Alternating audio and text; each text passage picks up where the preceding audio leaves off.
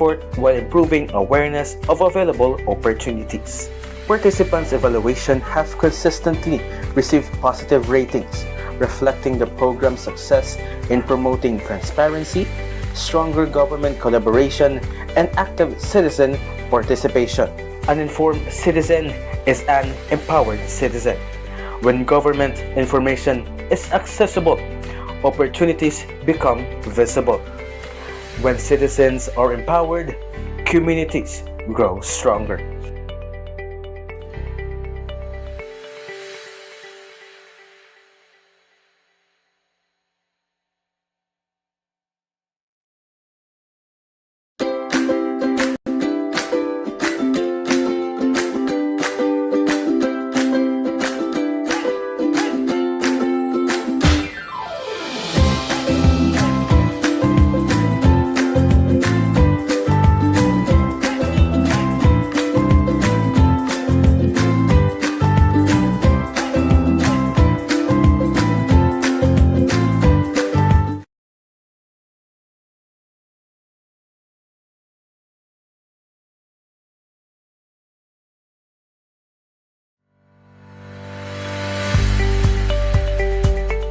Information is more than knowledge. It is an opportunity. Yet, many citizens remain unaware of the government programs and services available to them. To bridge this gap, the city government of Panabo, through the City Information Office, launched Lamdag Government Information Exhibit on August 24, 2022. Named after the Cebuano word na lamdagan, meaning enlightened, Lamdag reflects Panabo City's commitment to building an informed and empowered community. Held every year as part of the Press Freedom Month celebration in the city of Panabo, Lamdag gathers local and national government agencies in one accessible venue. Through interactive exhibits, consultations, and frontline services, citizens can learn about scholarships, employment, healthcare, livelihood opportunities, business support, and social welfare program all in one place. More than an exhibit, Lamdag strengthens transparency, accountability, and the people's right to information. From 2022 to 2025, the city government invested 620,770 pesos to implement the program, covering exhibit preparation and North Lane College, I believe. Please proceed here sa stage. Dito po yung waiting area. Thank you.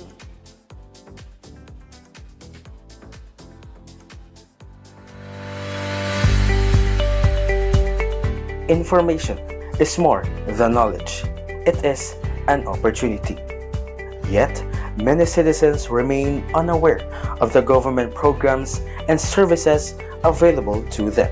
To bridge this gap, the city government of Panabo, through the City Information Office, launched Lamdag Government Information Exhibit on August 24, 2022.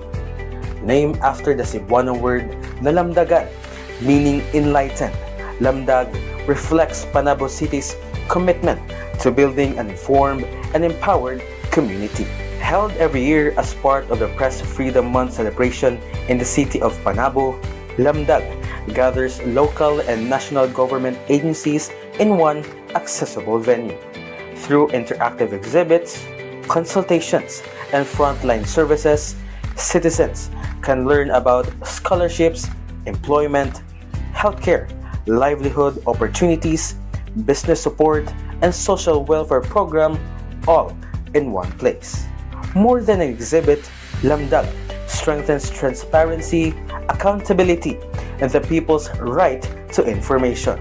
From 2022 to 2025, the city government invested 620,770 pesos to implement the program, covering exhibit preparation, logistics, information materials, and operations, with additional support from private partners. Every investment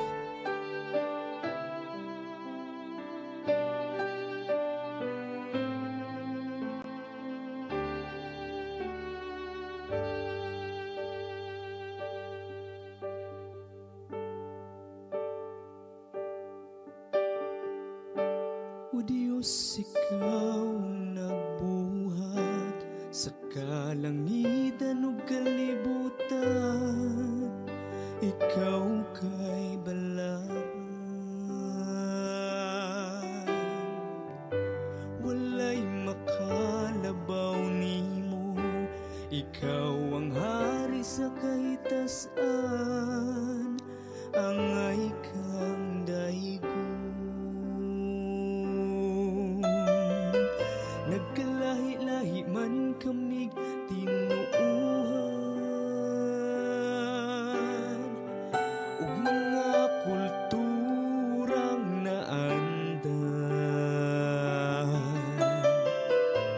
Isa kami imong katawhan, Ikaw ang Ginoo sa tanan. Isa kami sa kalinaw, isa kami sa kalambuan, isa kami sa kabaguhan. Isa kami sa kalinaw, isa kami sa kalambuan, isa kami sa kabaguhan. Isa kami alang sa Mindanao.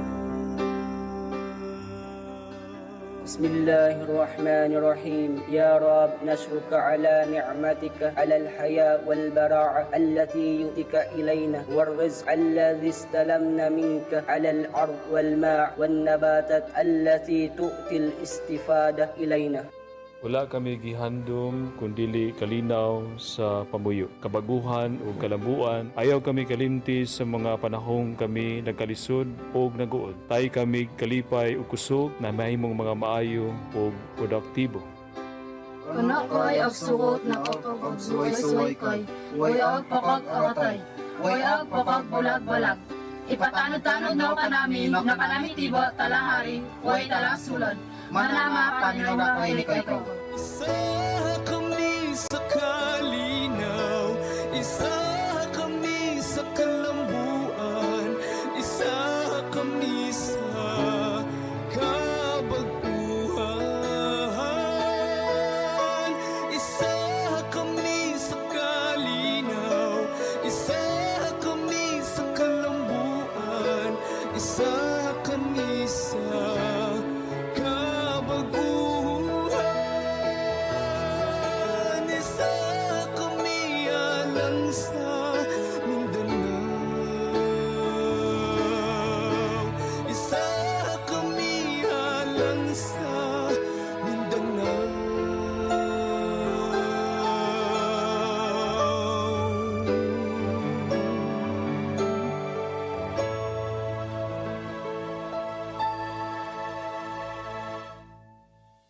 Ang pambansang awit ng Pilipinas.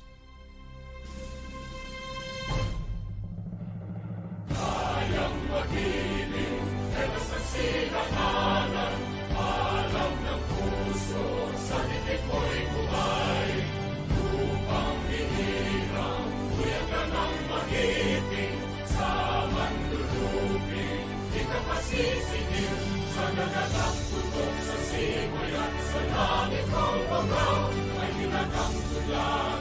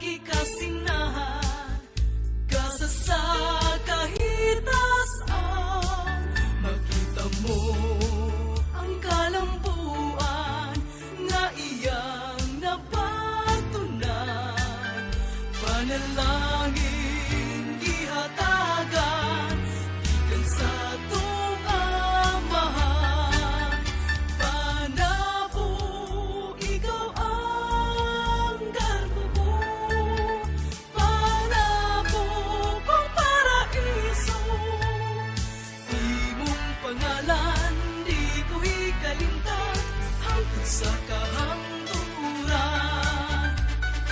Makita mo maanindot kaayo ang kinaiyahan.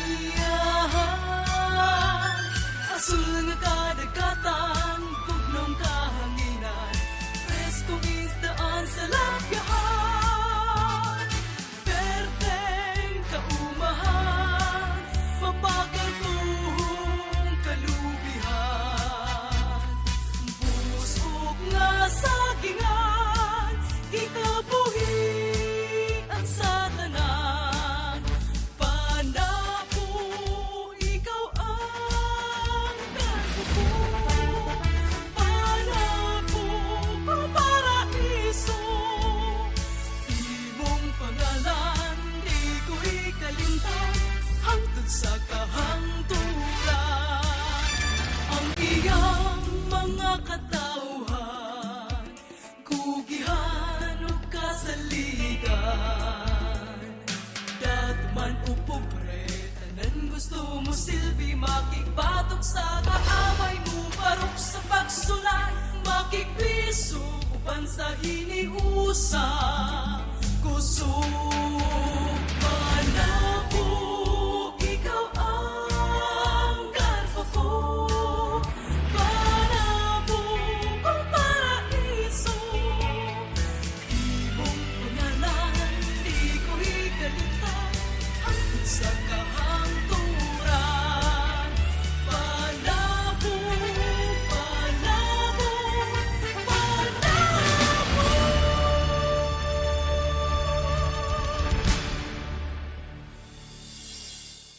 Thank you so much, everyone. You may now take your seats. Alright, before anything else, I just want to greet our Panabo ones. Maayong buntag! Alam, murag wala pa dyan sila namahaw ba? Maayong buntag, Panabo ones. Namahaw na ba? Ay, murag wala, Jud. Murag wala, Jud, tayo energy. Nga naman, ang mga participants sa ito na kulbaan. Kulbaan na ba diraa? Namahaw, wala. Namahaw. Namahaw. That's very good because, of course, we need to prioritize our body first before we can perform our very best during our performance, diba? Pero ang mga audience, murag wala, Juni, namahaw ba? Namahaw ba mga audience? Coaches, teachers, mga different staff and agency offices, namahaw ba? Yes! Mo na akong gusto madungog sa inyo ha because I want to greet you all a very, very, very good morning. Good bang morning sa tanan? Of course. So now to our distinguished guests, esteemed judges, which will be introduced, of course, the participating schools and institutions, coaches, teachers, organizers, of course, our media practitioners, our talented student broadcasters. Welcome to the 6th Youth Broadcasting Competition! Palakpakan naman dyan! Excited na ba kayong lahat? This is the 6th Youth Broadcasting Competition. Alright, today we gather not only to witness a competition of voices, scripts, and on-screen projection, but also to celebrate the importance of being responsible, media literate, and having integrity in journalism. Especially in this digital age, di ba? Nagkakalat na ang mga fake news everywhere. Ang daming negative vibes sa social media, di ba? So we need our young journalists, the catalyst of change, to empower good media, di ba? Tama ba ako? Yes, and with this year's theme, Truth in a Digital Age, Strengthening Media Integrity in Panabo.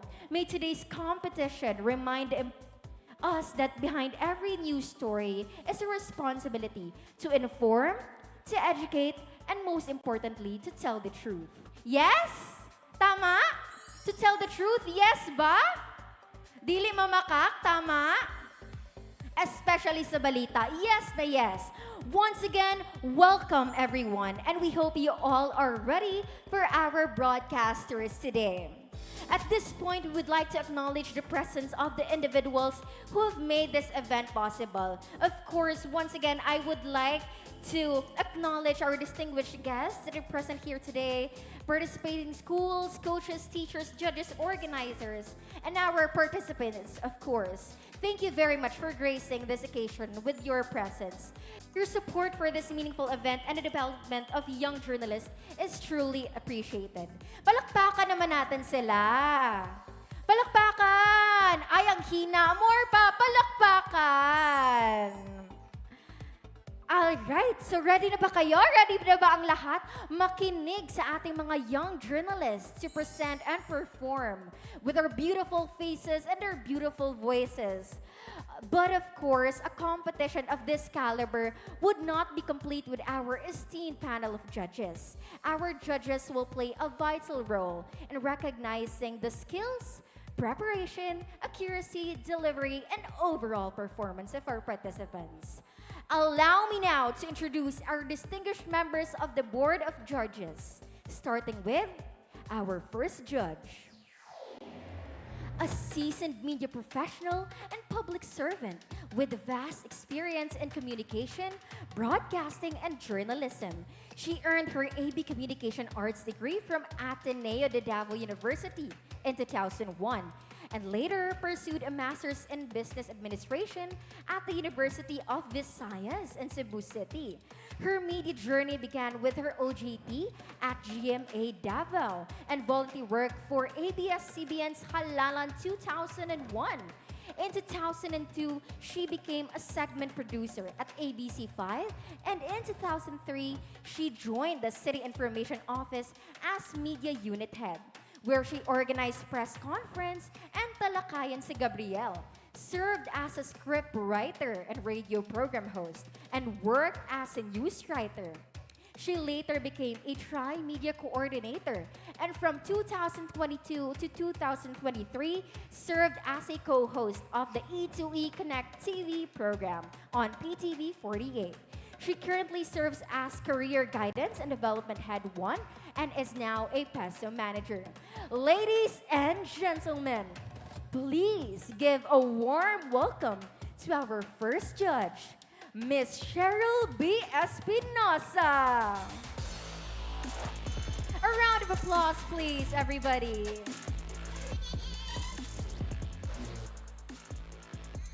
Thank you so much, ma'am. Moving on to our second judge, brings with her extensive experience in television, radio, and news reporting. She currently serves as a TV reporter for GMA Network Davao. Her experience in radio includes serving as a former anchor, reporter, and news writer at 98.7 Home Radio News FM, as well as a former field reporter and news writer at RGMA Super Radio Davao.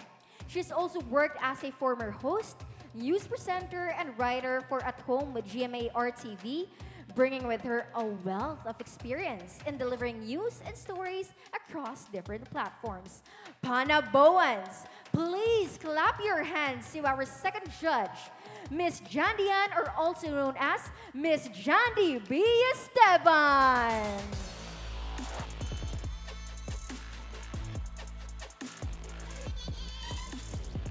Thank you so much, ma'am, for gracing us with your wonderful presence. And on to our third judge, last but not the least, no?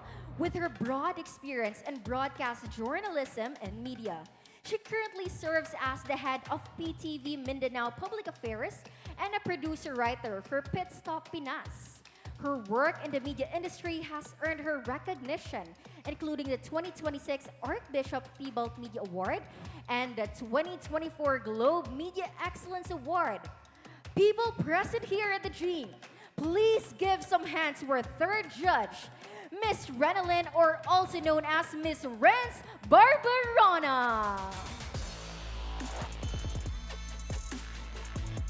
Once again, everyone, let us give our judges another round of applause, please. Ay, ang hina.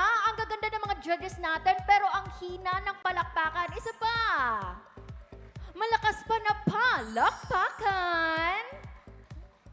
Alright, that's more like it. Kami po magbasa sa headline. Si Larian. Okay. All right, before we proceed to the main event, it is important that everyone is guided by the official mechanics and criteria of the competition. Kay lisod po no, dili sila ma-aware. Yung maulawan sila, dili po tamo sugot anak kay mga gwapa o mga gwapo nga mga contestants, di ba? So to guide everyone through the competition and as well as our audiences para dili malibog ba asa mo tan-aw diri didto diri lang po. Okay. Each participant will first be called to the middle of the stage for their introduction.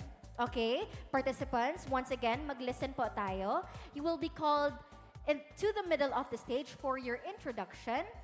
After your introduction, they will proceed to the production area downstairs where the actual broadcast will take place. So, dun pa tayo sa green screen. So, after dito sa middle, doon pa tayo sa green screen. So, audience ha, tingin dito sa middle and then sa green screen. Once at the production area, our production team will assist each participant with their lapel microphone and other necessary equipment before the live recording begins. For each script, participants will be given 20 seconds of preparation time. Hindi po 15, hindi po 10, 20 po tayo. This will apply to all 3 scripts, English, Filipino, and Cebuano. After the 20-second preparation period, participants are requested to wait for the loud beep. Music maestro, loud beep po tayo. Padinig po ng loud beep natin po, DJ. Mr. DJ. Yon. Okay, kuha ba mga participants? Yun po ang iintayan natin. Yun po yung loud beep. Thank you so much po, Mr. DJ. And then the beep will serve as your signal to begin the report. For the broadcast proper, I will first deliver the headline, and immediately after, the participant will take over and deliver the body of the news. So, sa mga hindi po nakarinig, babasahin ko po yung headline ng balita, and then yung body po ay i-deliver na ng ating mga news broadcasters for clarification purposes. Okay? So, for everyone's guidance, the performances will be evaluated based on 4 criteria. Criteria number 1, delivery, which equates to 40%. On-screen projection, 20%. Voice quality, 30%. And news script, 10%. And of course, with a total of 100%. And hindi lang yon. Aside from the overall competition, we will also be recognizing participants who excel in specific areas of broadcasting through our special awards. So hindi lang yung delivery, on-screen production, and everything yung award na matatanggap ninyo. Meron pang Best TV News Script in English. Best TV News Script in Filipino. Best TV News Script in Cebuano. Best Broadcast Delivery in English. Best Broadcast Delivery in Filipino. And of course, Best Broadcast Delivery in Cebuano. Kuha ba? Nag-gets ba ng mga audience? Hindi lang mga participants na-gets ba? Alam na saan titingin? Okay, very good. So to all our participants, stay focused, listen carefully, and trust the preparation that brought you here today. We encourage all the participants, coaches, and everyone present to be aware of these guidelines to ensure a fair and organized competition for everyone. Once again, we wish all our participants the very best. Bigyan natin sila ng malakas na palakpakan para hindi sila manginig sa nervyos, di ba? Kagaganda naman ng ating mga participants. Oy. But before that, ladies and gentlemen, of course, before we start our competition proper, get ready to witness young voices deliver the latest stories, present the facts, and demonstrate the power of responsible journalism. Let's watch this special teaser showcasing our journalists.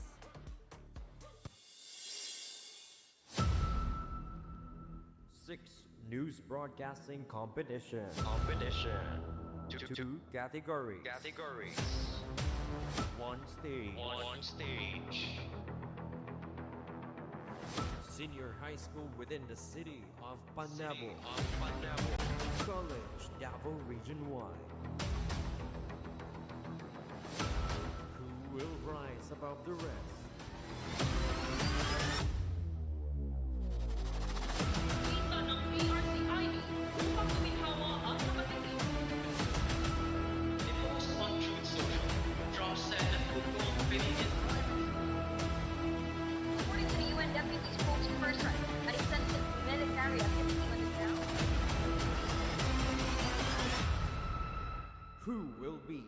the next champion.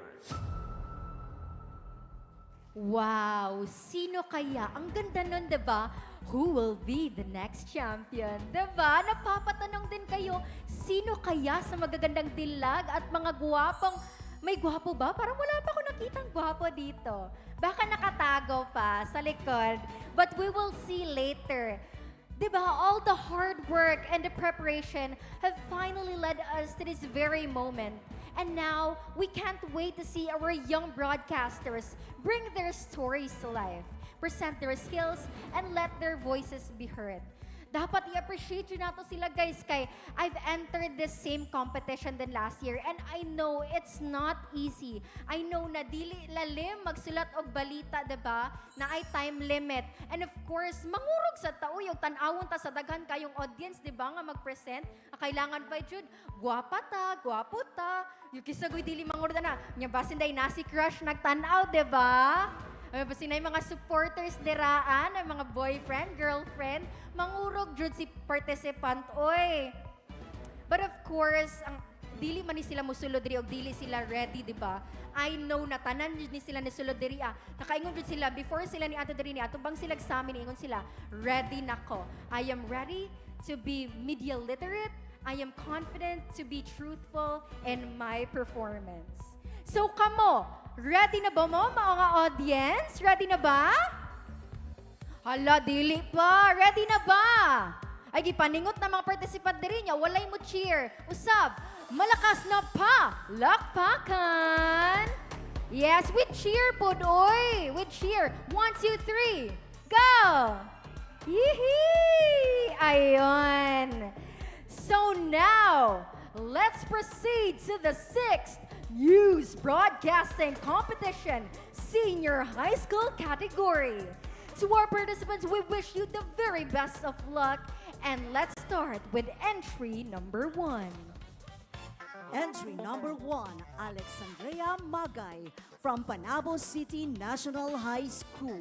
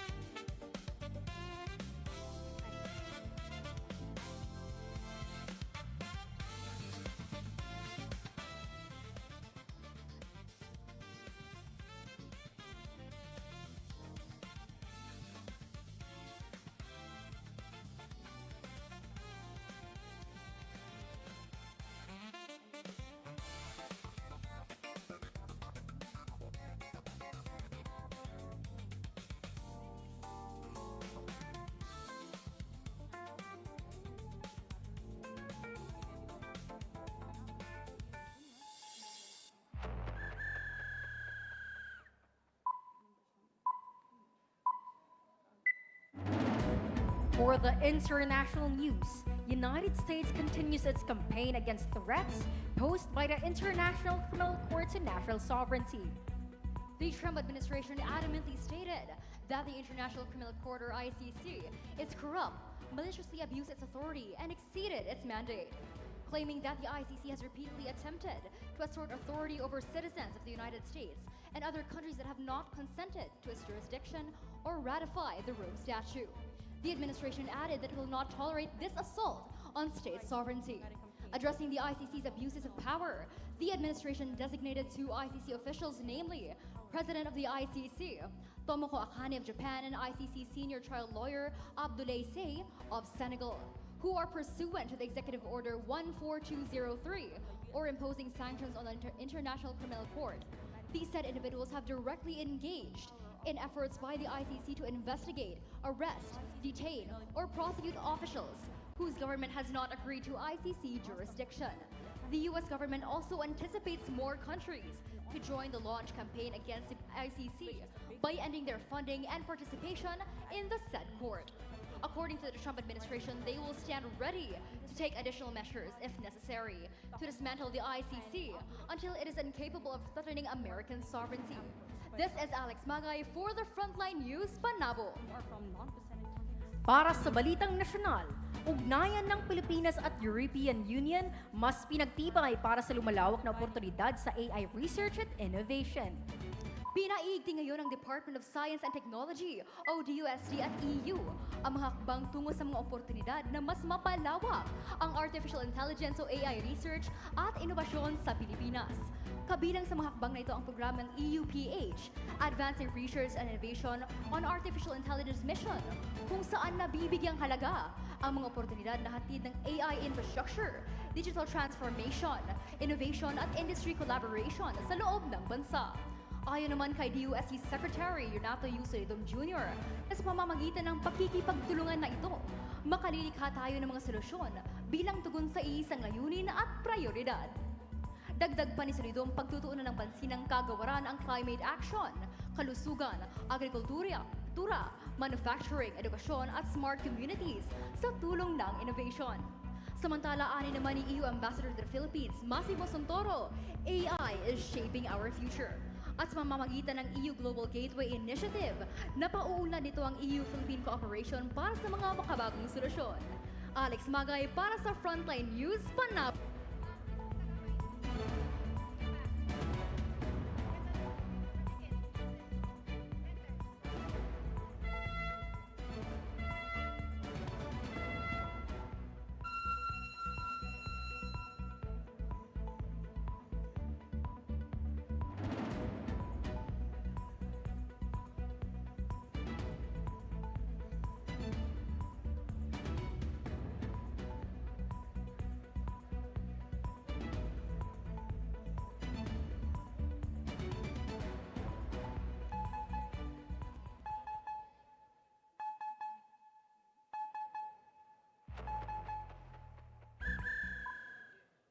Alang sa balitang lokal, Panabo City, giilang. Isip isa ka economic o investment hub sa Rehiyon 11, ekonomiya sa lungsod, padayon ang pag-uswag. Padayon nga galamo ang ekonomiya ug industriya sa syudad sa Panabo. Mahitungod din sa mga gusto nga investors ug klase-klaseng negosyo nga go-operate sulod sa lungsod. Usa sa pinakabagong development sa syudad, ang pag-abli sa Shakey's Pizza Parlor ni atong Agosto 19, 2026. Ug ang pagtukod sa Pure Gold Building nga gidagahan og maong pagsuporta sa lokal na gobyerno. Samtang nagpadayon sa pag-uswag sa mga industriya ngadto sa Anto Industrial Estate, kauban niini ang mga kompanya bahin sa mga sektor sa manufacturing, agribusiness, food processing, cold storage ug logistics. Sa pagdaghan sa mga negosyo ug investors diri sa lungsod, nagpasabot usab kini sa pagpalapad sa economic opportunities alang sa mga residente. Lakip niini ang paghatag og bag-ong trabaho, supply chains, local services ug dugang pang mga oportunidad alang sa micro, small ug medium enterprises. Galihok og padayon ang Panabo padulong sa mas lig-on nga ekonomiya, pamaagi sa pagdawat og mga bag-ong negosyo, industriya ug oportunidad alang sa mga Panaboans. Kini si Alex Magay para sa Frontline News, Panabo.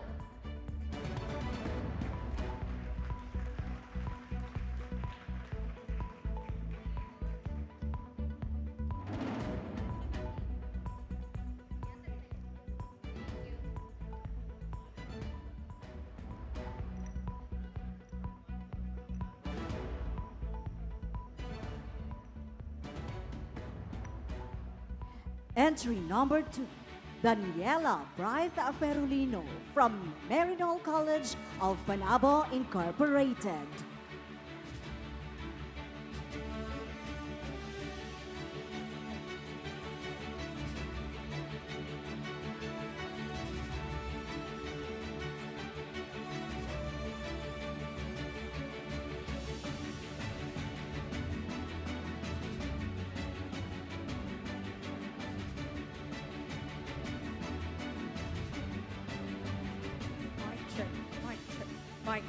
Mic check.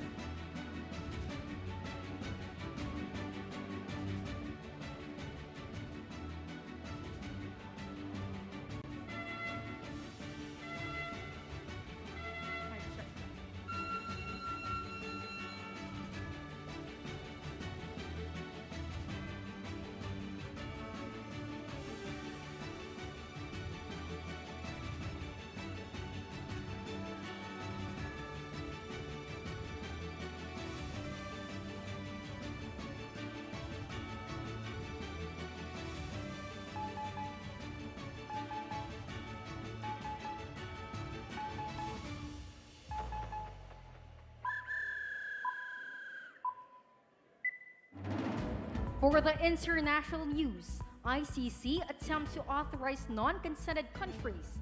Trump administration moves a diplomatic campaign.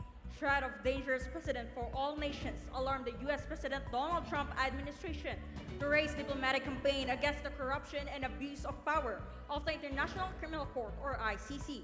ICC is a fatally politicized supranational court according to Trump administration, as the court repeatedly attempted to assert authority over the American nationals and other non-consented countries to its jurisdiction, which is a big threat for the national sovereignty. The Trump administration moves for a campaign to address the rising threat for the countries and designated 2 new ICC officials, Abdoulaye Seye of Senegal and Takumo Akane of Japan, who are fully engaged in efforts by the ICC to investigate and prosecute officials whom are from non-consented countries. As this campaign is rising, the administration is present to add necessary measures and is inviting other countries to join the campaign, directly addressing to end the threat given by the ICC's abuse of authority. For the Frontline News Panabo, this is Ella Ferolino.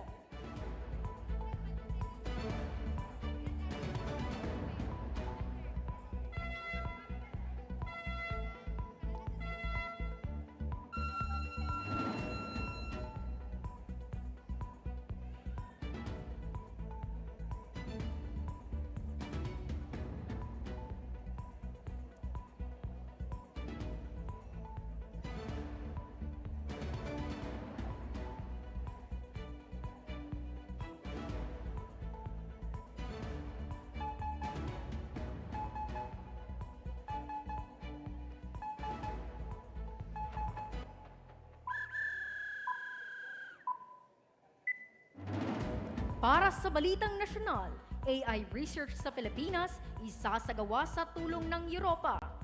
Inisyatibong pagpapalakas ng Artificial Intelligence o AI research sa Pilipinas ang dahilan ng pakikipag-ugnay ng Department of Science and Technology o DOST sa European Union or EU sa kanilang isasagawang pananaliksik. Ang EU-PH Advancing Research and Innovation offers valuable opportunities for collaboration. Ninanais ng Pilipinas at Europa na mapalaganap ang tulong ng AI sa bansa sa pagsisimula sa AI infrastructure, digital transformation at industry collaboration. At ayon kay DOST Secretary Renato U. Solidong Jr.,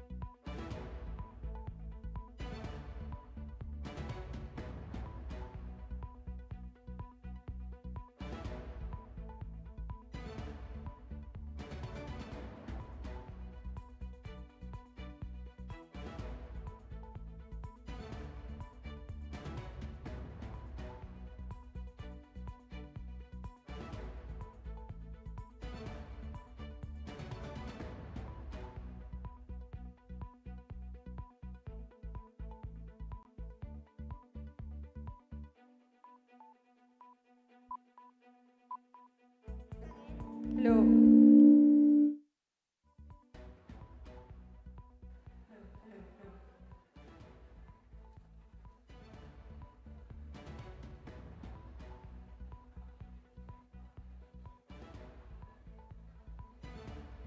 Mic check. Hello, hello. Mic check.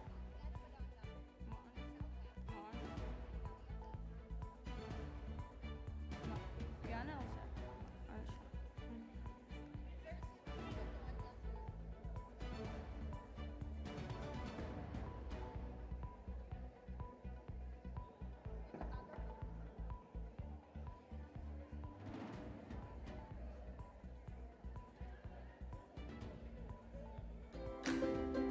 Mic check.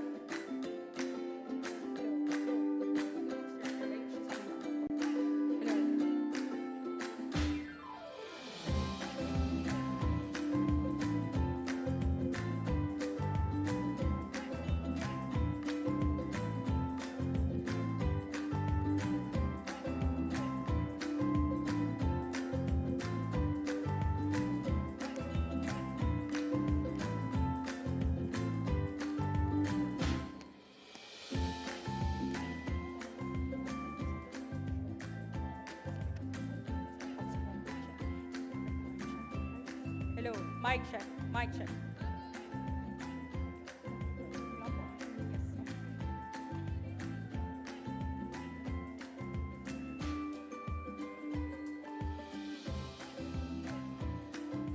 Mic check.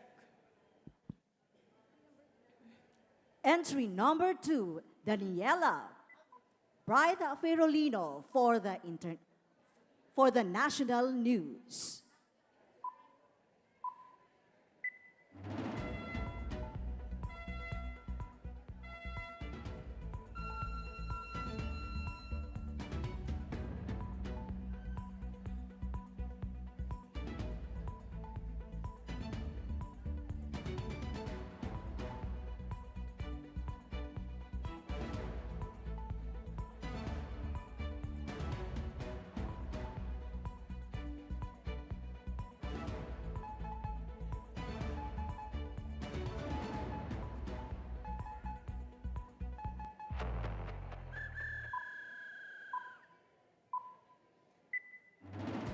Para sa Balitang Nasyonal, AI research sa Pilipinas isasagawa sa tulong ng Europa. Inisyatibong pagpapalakas ng Artificial Intelligence o AI research ang dahilan ng pakikipag-ugnay ng Department of Science and Technology o DOST sa European Union or EU sa kanilang isasagawang pananaliksik. Ang EUPH Advancing Research and Innovation offers valuable opportunities for collaboration. Ninanais ng Pilipinas at Europa na mapalaganap ang tulong ng AI sa bansa sa pagsisimula sa AI infrastructure, digital transformation at industry collaboration. At ayon kay DOST Secretary Renato U. Solidum Jr., ang idedirekta ang aksyon ng ito sa inobasyon sa klima, kalusugan, agrikultura, manufacturing at smart communities. Sa pamamagitan ng EU Global Gateway Initiative, ang proyekto ay mapapalakas umano ang inobasyon ng AI at ang kolaborasyon ng dalawang bansa ayon kay EU Ambassador ng Pilipinas na si Massimo Santoro. Dagdag pa ni Solidum na sa tulong ng AI sa responsable at human-centric na AI, ang kolaborasyong ito ay makatutulong sa pagsasagawa ng mga solusyon na sumangasang-ayon sa mga prioridad ng bansa at sa pagsasagawa ng mga aksyon na tatatak sa komunidad. Ella Ferolino para sa Frontline News Panabo.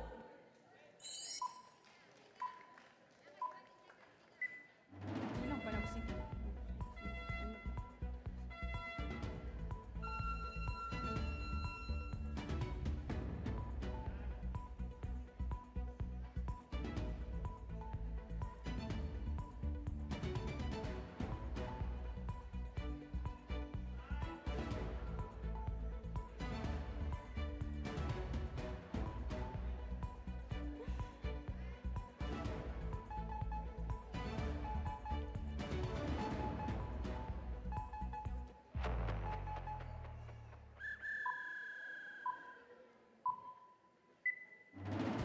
Alang sa balitang lokal, paglambo sa ekonomiya sa Panabo, negosyante nagkadaghan. Giila ang Panabo City nga nagkadakong sentro sa negosyo. ug nagkadako ang papel isip economic ug investment hub sa Davao Region. Ding pipila ka mga negosyante ang gipili ang syudad nga tukuran sa mga establishmento. Nagpadayon sa paglambo ang ekonomiya sa Panabo, human pipila ka mga negosyante ang misulod. Usa na diri ang Shakey's Pizza Parlor nga maupag soft opening pa lang atong Miyerkules, Agosto 19 ning tuig. Di na naa si Mayor 𝐍𝐄𝐖𝐒 Lampagos Jr. ug si Executive Secretary Joan Lampagos. Ug naabri kini sa katawhan adtong Agosto 20. Nakikimamot usab sa pagtukod og building sa syudad ang representante sa Pure Gold ug nagpadayon nga pagdako ang Anflo Industrial Estate o AIE nga usa sa importante nga investment hub dinhi sa Panabo. Ding parte ang mga klase-klaseng kumpanya nga nalambigit sa manufacturing, agribusiness, food processing, cold storage ug logistics. Sa pagdagan sa mga negosyante, mas kinaparigo ng syudad ang investment climate pinaagi sa pulisya ug inisyatiba nga tumo nga mahimo ang Panabo ug mas andam para sa mga investors ug sa 2026 to 2030 investment promotion framework sa syudad ug nagpadayon ang gobyerno sa Panabo alang sa paghatag og dugang oportunidad sa trabaho sa mga Panaboans. Alang sa Frontline News Panabo, kini si Ella Ferolino.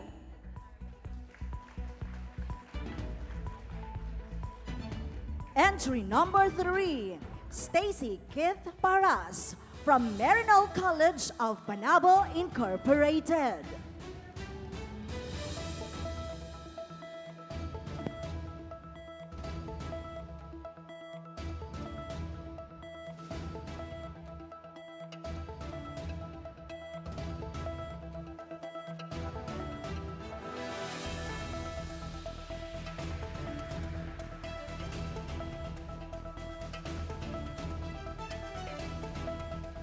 Okay na po.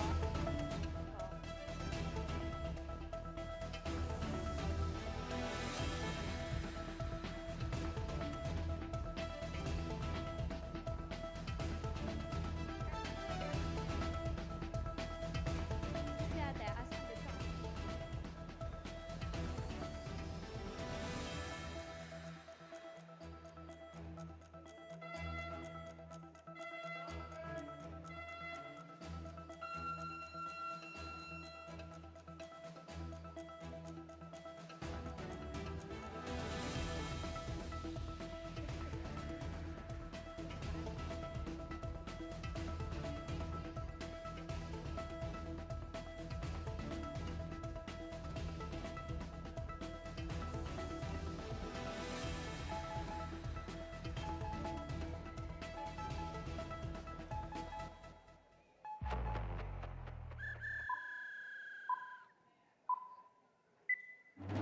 For the international news, Trump administration takes action against the threat posed by the International Criminal Court. According to the administration, the ICC's abuse of power was led by two designated ICC officials, President of the ICC Tomoko Akani of Japan and the ICC senior trial lawyer Abdoulaye Seye of Senegal, who's involved in the investigation to officials whose government was not consented to ICC's jurisdiction. In relation to ICC's repeated attempts to assert authority, the administration raised a campaign addressing the court's action that sets a dangerous precedent for all nations, stating that court's ability to target American nationals and other non-state parties must stop. With this, the administration is ready to take additional measures if necessary by encouraging more countries to participate in accordance with this matter by ending their funding and participation in politicized and unaccountable court. This is Stacy Paras for Frontline News Panabo.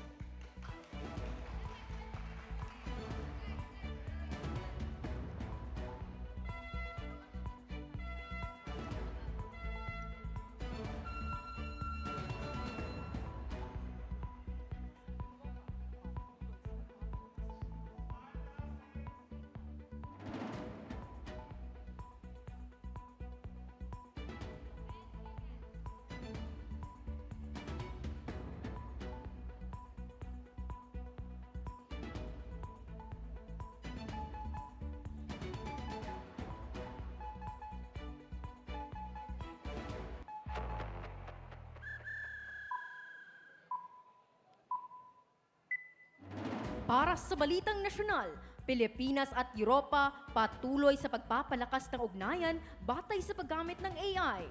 Patuloy sa pananaliksik ang Department of Science and Technology o DOST at European Union o EU upang may palago ang paggamit ng makabagong teknolohiya na makakatulong sa ating bansa. Ayon kay DOST Secretary Renato 𝐍𝐄𝐖𝐒 Jr., ang ugnayan ng dalawang partido ay makakatulong upang mas mapadali ang pagkalap ng impormasyon batay sa aksyon ng klima, edukasyon, kalusugan, agrikultura at iba pa. Ani rin ni AU Ambassador ng Pilipinas na si Massimo Santuro, isa rin sa dahilan ang paggamit ng teknolohiya sa pagbuo ng ating kinabukasan dahil binibigyan din nila ng pansin ang paggamit at pagpapalakas ng artificial intelligence para makatulong ito sa sumbong ng mamamayan. Stacy Paras para sa Frontline News Panabo.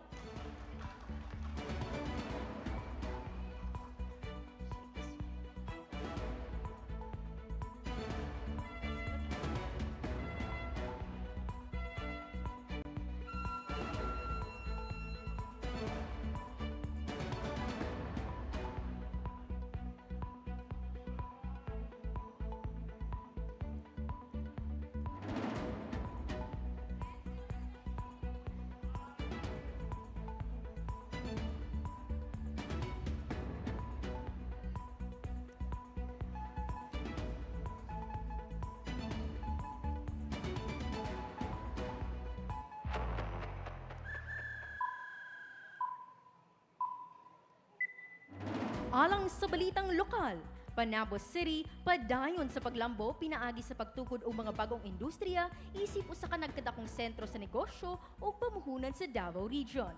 Mitambong sina City Mayor Jose Lampagos o Executive Secretary Joan Lampagos sa maong pag-abli sa Sh.𝐻𝑒's Pizza Parlor sa Panabo City ni adtong Miyerkules, Agosto 19, 2026. Nga gitakda nga bukas na kini sa publiko sugod Agosto 20, 2026. Dugang usab sa pagtukod sa Pure Gold Building o sa mga kumpanya o industriya nga padayon sa pag-asenso nga nahimong importanteng investment hub sa Panabo City.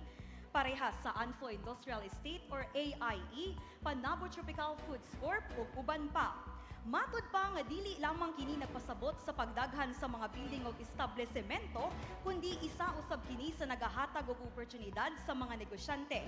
Alang usab sa bago og dugang trabaho ngadto sa mga katawhan sa Panabo. Uban sa pagpangandam sa 2026 to 2030 Investment Promotion Framework sa syudad. Kini si Stacy Paras alang sa Frontline News Panabo.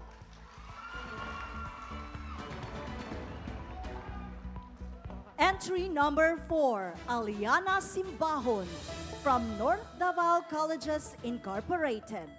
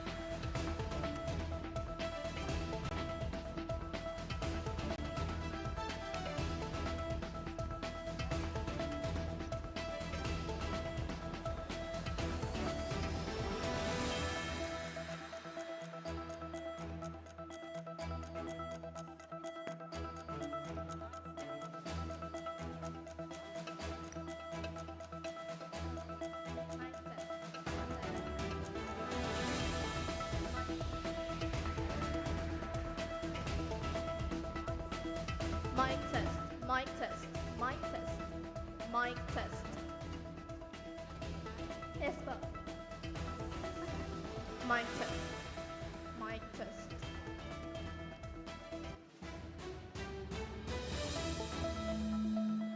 Once again, our entry number 4, Aliana Simbahon from North Davao Colleges Incorporated. Mic test. Mic test.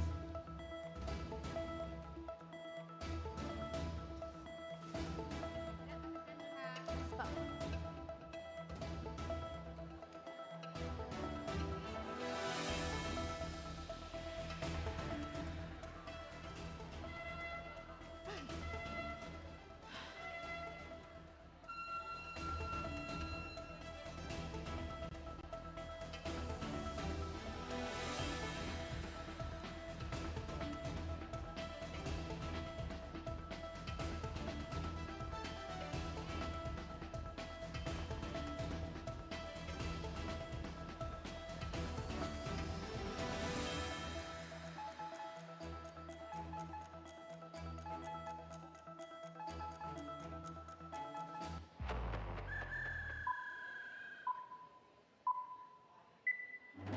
For the international news, United States campaign to address the threat posed by the ICC.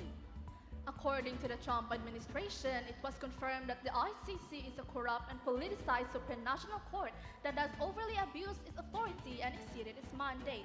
Officials said that they will not tolerate its assault on states' power.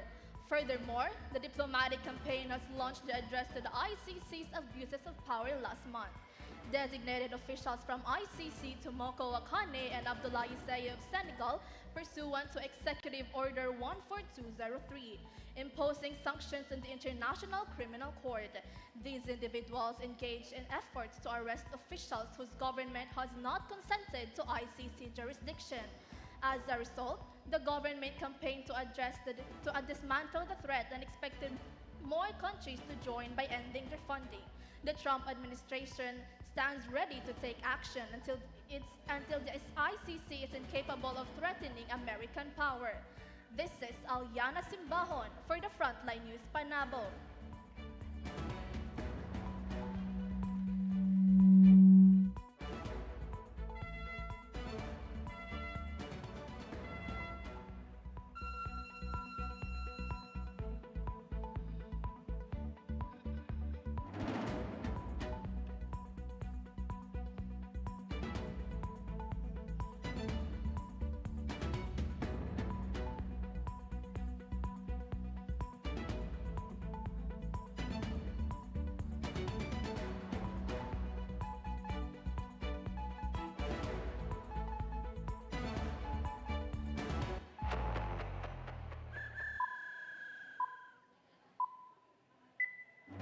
Para sa Balitang Nasyonal, European Union pinapatibay ang relasyon sa AI at inobasyon. Idineklara ng DOST at EU na patuloy nilang pinalawak ang oportunidad na mapatibay ang kanilang relasyon sa AI research at inobasyon. Ayon sa report, inorganisa nila na matapos ang kanilang misyon na pag-a-advance sa research at inobasyon ng AI sa kasalukuyan. DOST Secretary Renato U. Solidum Jr. ay ipinhiwatig na responsable ang EU para sa human-centric na i-offer para mabigyan ng oportunidad ang kolaborasyon. Pinalinaw na ang departamento ay magbibigay diin sa klima, kalusugan, agrikultura at iba pang importante na pananaw. Sabi ni Massimo Santoro, AI ang nagpapalawak ng ating kinabukasan. Ako si Aliana Simbahon para sa Frontline News Panabo.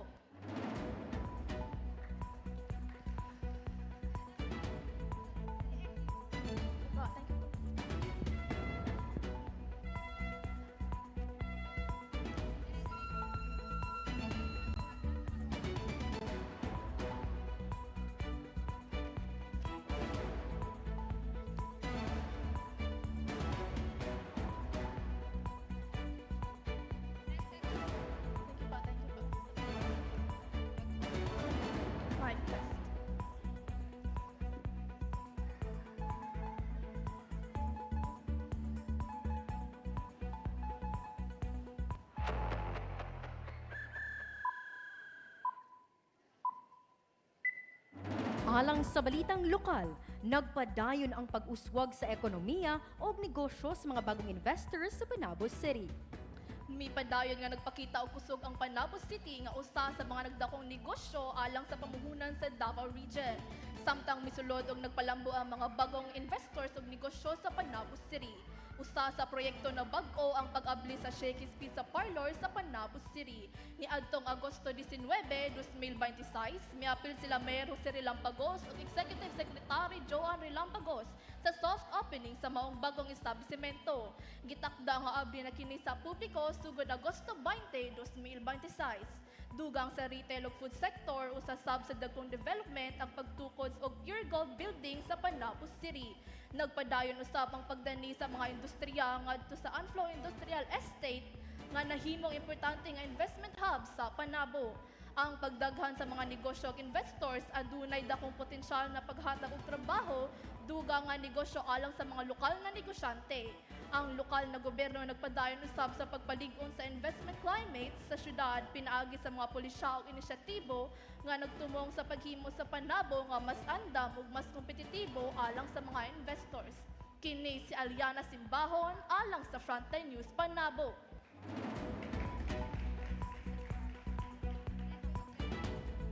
Entry number 5, Jaden Nicole Librero from Panabo City National High School.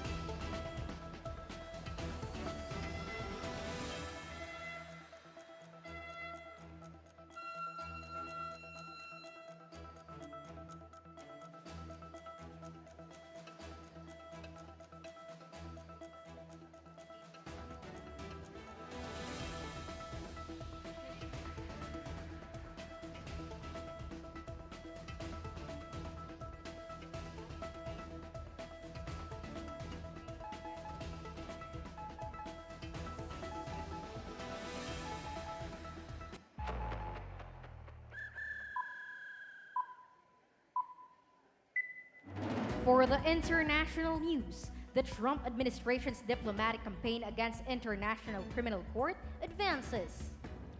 The Trump administration claims the International Criminal Court as a corrupt and fatally politicized supranational court that maliciously abused its authority and exceeded its conduct. Last month, the administration have launched a diplomatic campaign to address the ICC's abuse of power. And in furtherance of this initiative, they will be designating 2 ICC officials, President Tomoko Akane of Japan and ICC senior trial lawyer Abdoulaye Seye of Senegal. Pursuant to Executive Order 14203, imposing sanctions on the International Criminal Court, which these individuals have directly engaged in efforts by the ICC to investigate, arrest, detain, or prosecute officials whose government has not consented to ICC jurisdiction. The Trump administration stands ready to take additional measures to dismantle the ICC until it is incapable of threatening American sovereignty. This is Jaden Librero for the Frontline News.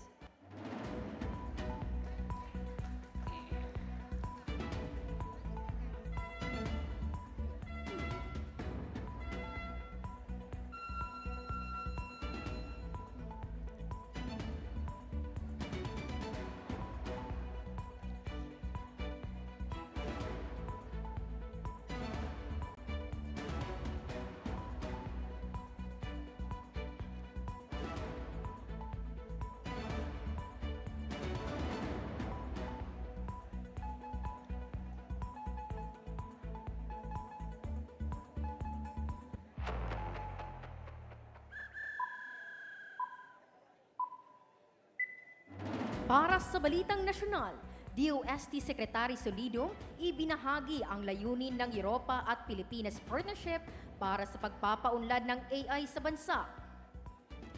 AI is shaping our future. Yan ang pahayag ni European Union Ambassador to the Philippines, Massimo Santoro, sa pagpapatatag ng samahan ng Pilipinas at Europa para sa malawakang pagpapaunlad ng artificial intelligence sa bansa. Kaugnay ito sa kamakailang pag-organisa ng Department of Science and Technology at EU sa EU-PH Advancing Research and Innovation on Artificial Intelligence Mission, kung saan ibinahagi ang mga oportunidad ng AI infrastructure, digital transformation, innovation at collaboration ng industriya sa bansa. Ayon kay DOST Secretary Renato U. Solidim Jr., higit pa sa pagpapaunlad ng AI, layunin nila na patatagin ang kakayahan at samahan ng institusyon na kailangan para sa mapagkakatiwalaang AI na gumawa ng makabuluhang epekto. Aniya, sa kasanayan ng Europa at sa dynamic talent pool, growing digital economy at innovation ecosystem ng Pilipinas, ang pagsasamahang ito ay makabubuo ng mga solusyon upang tugunan ang magkaparehong prioridad. Jaden Librero para sa Frontline News, Panabo.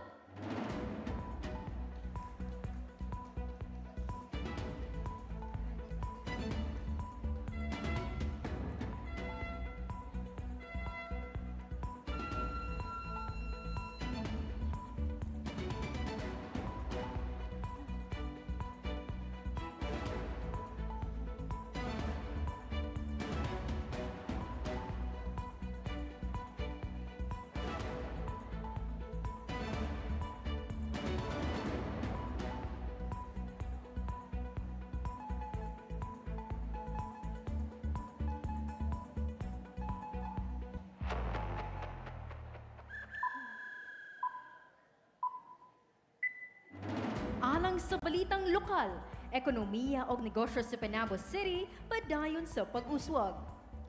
Sa pagsulod sa pipila ka mga bagong investors o negosyo sa syudad sa Panabo, Davao del Norte, padayon kuning nagpakita og kusog isip usa sa nagadakong sentro sa negosyo ug pamunuhan sa Davao del Norte. Niadtong Agosto 19, 2026, mao ang soft opening sa usa sa pinakabag-ong development sa maong syudad, ang 𝐍𝐄𝐖𝐒 Pizza Parlor.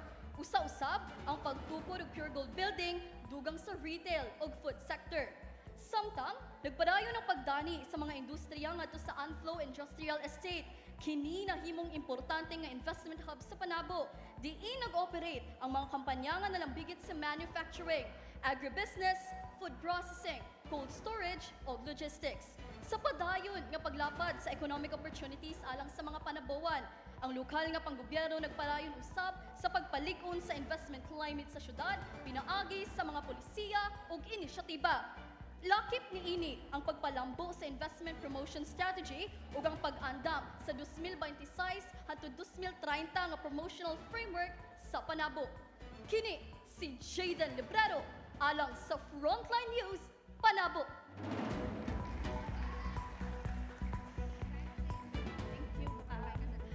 Entry number 6, Lord Jeron Cervantes from Marinol College of Panabo Incorporated.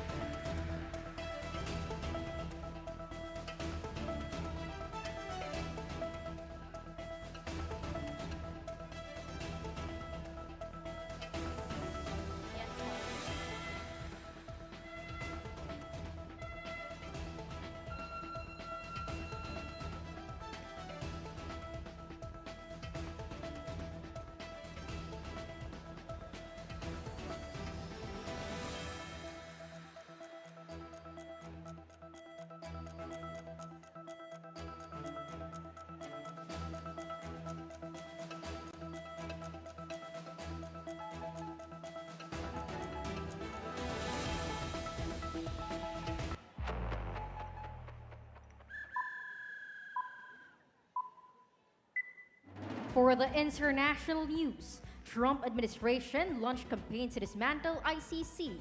Two ICC officials accused of direct involvement.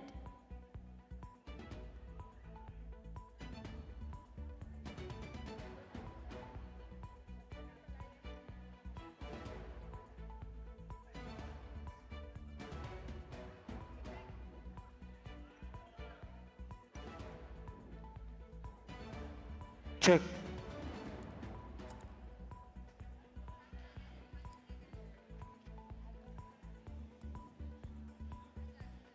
Again, entry number 6, Lord Jeron Cervantes. Mic check.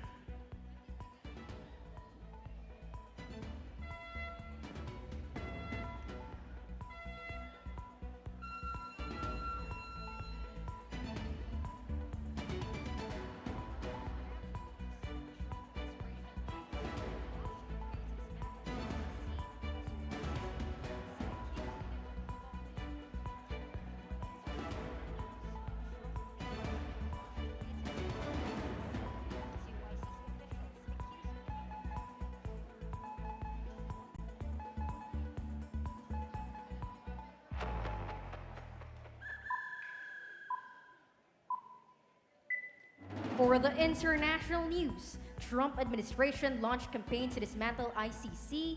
Two ICC officials accused of direct involvement.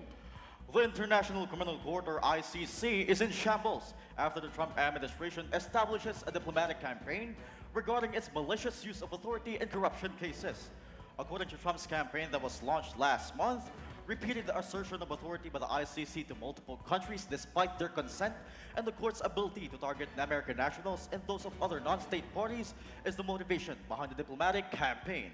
Furthermore, in accordance to Executive Order 14203, President of the ICC Tomoko Akane of Japan, and ICC Senior Trial Lawyer Abdoulaye Seye of Senegal are two individuals who are said to have engaged in efforts by the ICC to investigate or charge officials whose government has not consented to the jurisdiction of the court. Trump's administration encourages more countries to join their cause and aims to end its funding. The administration states that they are ready to take any means necessary to systematically dismantle the court until the threat it poses is eliminated. This is Lord Cervantes for Frontline News, Panabo.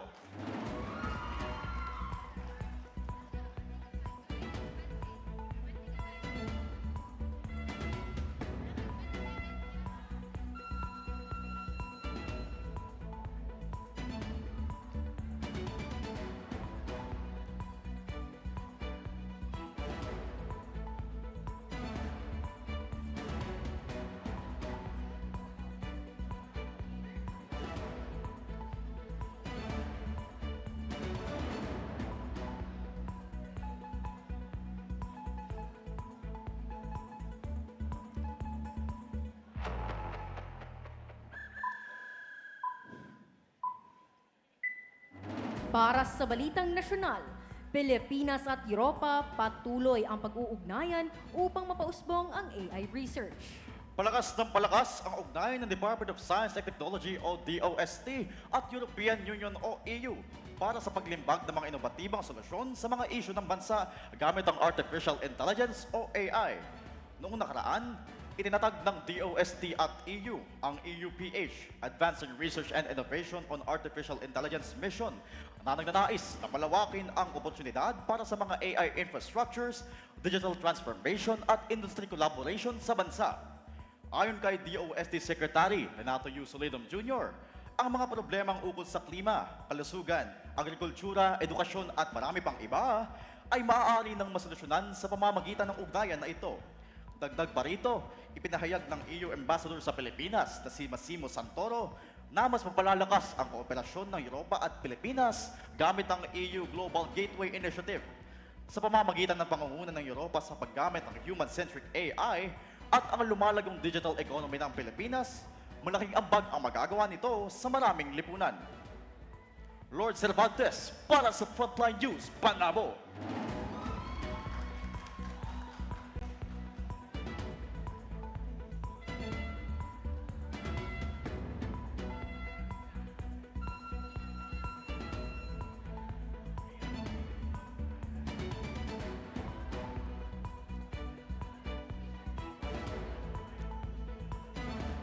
Okay naman.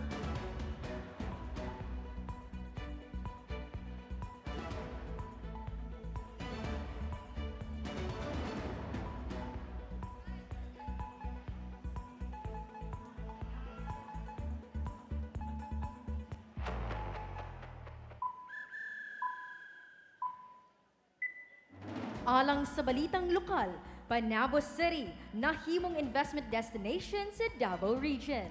Ikinailang Panabo City sa usa ka sentro sa negosyo ug pamahunan sa tibok Davao Region. Samtang padayon lang sa pag-abot ang mga bagong investors alang sa paghatag ug daghan nga bag-ong trabaho sa katawhan ning ining siyudad.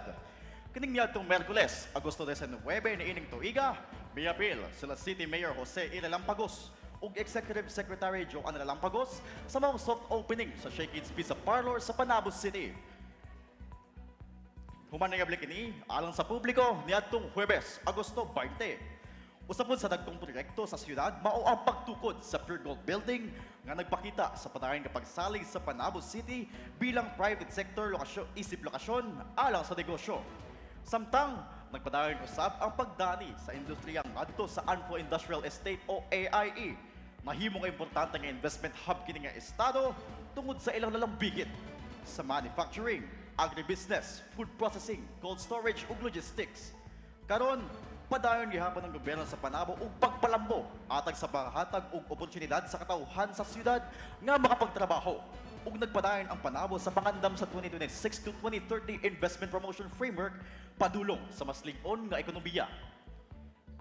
Kini si Lord Cervantes alang sa Frontline News, Panabo. Sound check. Entry number 8, Mariel Hingo from North Davao Colleges Incorporated.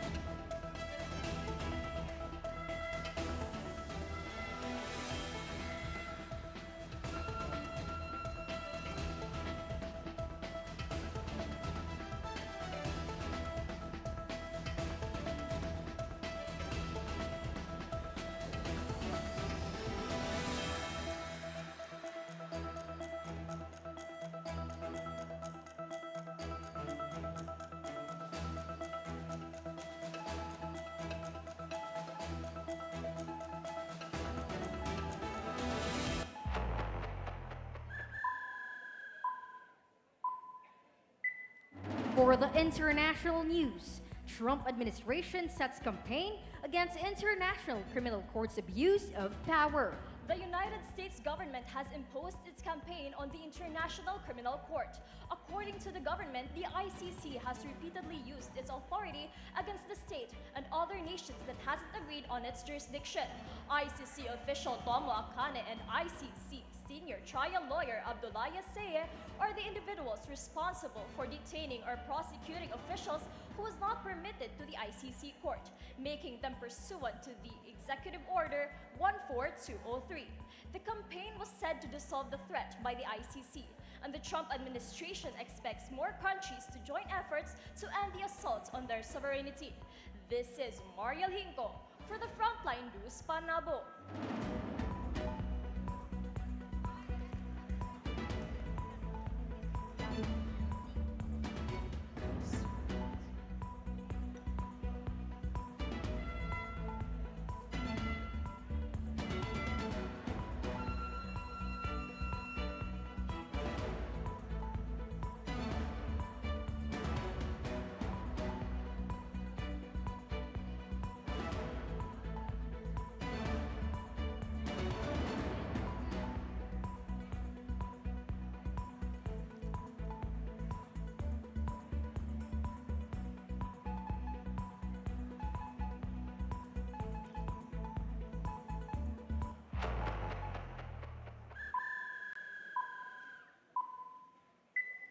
Para sa Balitang Nasyonal, Pilipinas at European Union pinaigting ang koneksyon para sa inobasyon. Ang Department of Science and Technology at European Union pinagtibay ang kooperasyon sa ngalan at paglago ng artificial intelligence at mananaliksik sa Pilipinas. Ayon kay DOST Secretary Renato Solidum, gamit umano ng pamumuno ng European Union sa responsableng paggamit ng AI, pinagbukas nito ang mga oportunidad para sa kolaborasyon.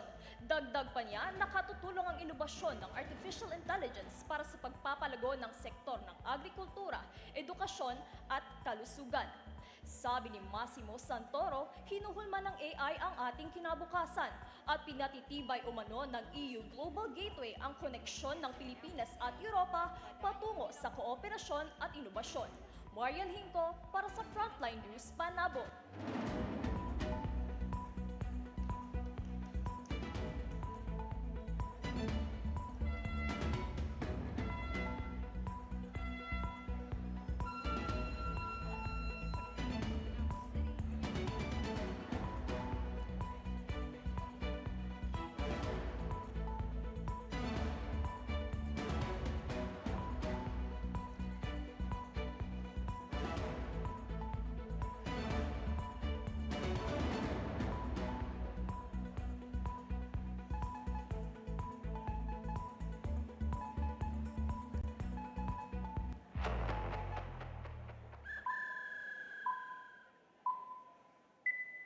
Alang sa balitang lokal, ekonomiya sa Panabo City nagpadayong milambo. Adunay dakong potensyal ang pag-uswag sa ekonomiya sa Panabo City, busa nagkaubay-ubay ang mga investors niini. Ang lokal nga kagamhanan gipadayon og pagpalapad ang mga negosyo sa syudad. Miapil og dalo si Honorable 𝐍𝐄𝐖𝐒 Relampagos ug Executive Secretary Joanne Relampagos sa soft opening sa Shakey's Pizza Parlor. Kini kay nagdugang sa pangserbisyo ug kapilian sa pagkaon para sa mga lumulupyo sa syudad. Gitakda nga magsugod ang katikaran niini karong Agosto 20, 2026. Dugang sa food sector ang umaabot nga pagtukod sa Pure Gold, nga maong pruweba sa pagsalig sa private sectors sa lungsod. Gapadayon pud og dani ang mga industriya ngadto sa Anfo Industrial Estate.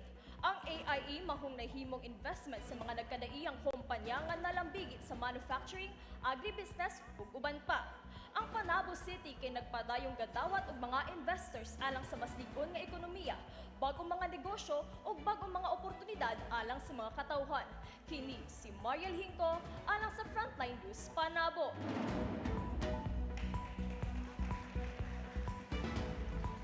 Entry number 9, Jayani Manisa Hikaduge from Panabo City Senior High School.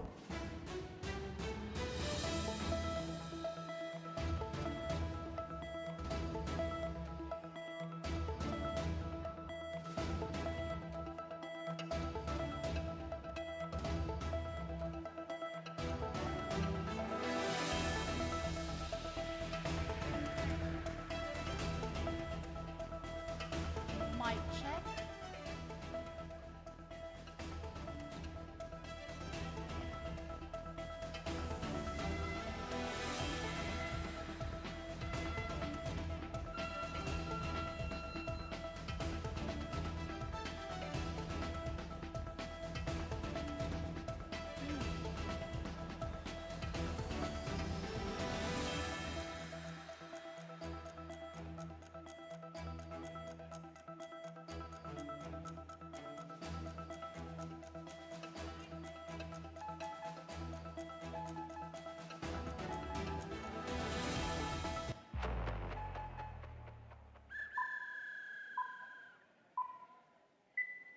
For the international news, United States President Trump administration has addressed a clear message.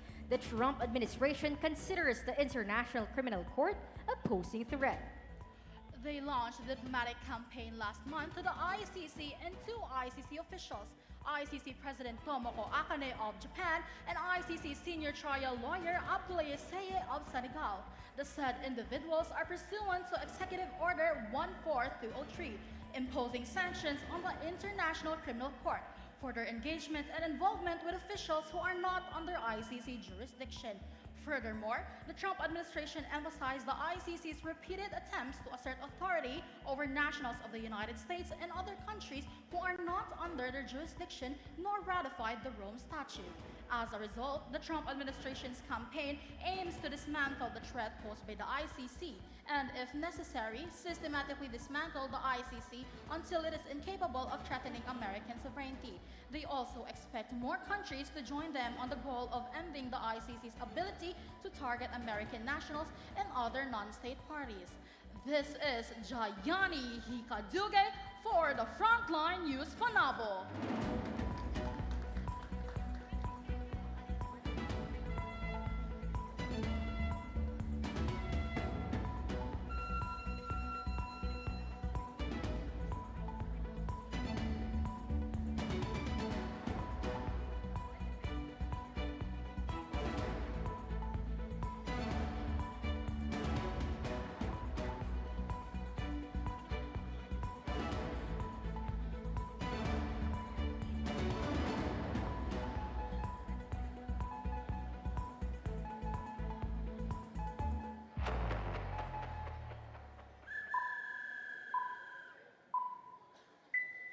Para sa Balitang Nasyonal, pinamahalaan ng Department of Science and Technology at ng European Union ang patuloy na paglawak ng Artificial Intelligence o AI sa bansa. Ang DOS kasama ng EU pinamunuan ang EUPH Advancing Research and Innovation on Artificial Intelligence Mission. Ang collaboration na ito ay nagbibigay diin sa kung paano mapapalago ng kamalayan ng Europa kasama ng patuloy na pag-unlad ng Pilipinas ang AI infrastructure, digital na transformasyon at inobasyon sa bansa. Ayon kay DOS Secretary Renato U. Solidum Jr., ang pakikilahok ng Pilipinas sa European Union patungkol sa kanilang kahusayan sa responsable at human-centric AI, matalas na pananaliksik at inobasyon ay nagbibigay ng magagandang oportunidad para sa kolaborasyon. Binibigyan diin ng departamento ang focus ng climate action, kalusugan, agrikultura at iba pa. Kasama na rito ang umunoy paggawa at pagkakaroon ng mga solusyon na tatalakay sa magkasamang prioridad ng Pilipinas at EU. Diin naman ng EU Ambassador na ang AI ay humuhubog sa ating kinabukasan at sa tulong ng EU Global Gateway Initiative, mas napapalakas ang kooperasyon ng European Union at Pilipinas sa AI, inobasyon at kinabukasan. Jayani Hikaduge para sa Frontline News Panabo.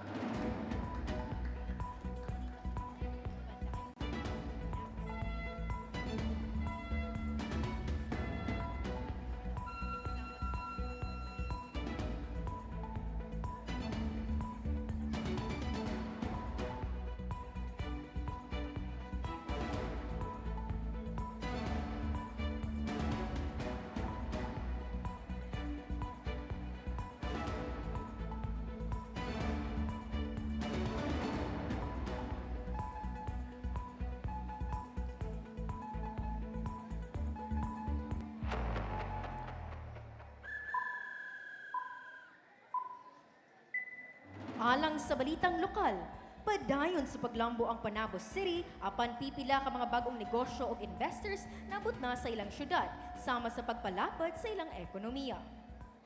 Usa sa mga nailhang negosyo mao ang Shakey's Pizza Parlor na nag-soft opening aphin la City Mayor Jose E. Relampagos ug Executive Secretary Joanne Relampagos ni atong Agosto 19, 2026. Ang maong negosyoha abri na sa publiko sugod atong Agosto 20, 2026. Sama sa ubang negosyo nidugang sa retail o food sector ang pagtukod og Pure Gold sa Panabo City. Kining negosyoha usa sa mga nagapakita sa salig sa mga pribadong sektor sa potensyal sa Panabo. Samtang nagapadayon og paglambo ang Anflow Industrial Estate nga lakop ang pipila ka mga kompanya na parte sa manufacturing, agribusiness, food processing, cold storage ug logistics. Pareho sa GMAC Logitech Refrigeration Corporation, Head Sports Philippines Incorporated, Panabo Tropical Foods Corporation ug uban pa.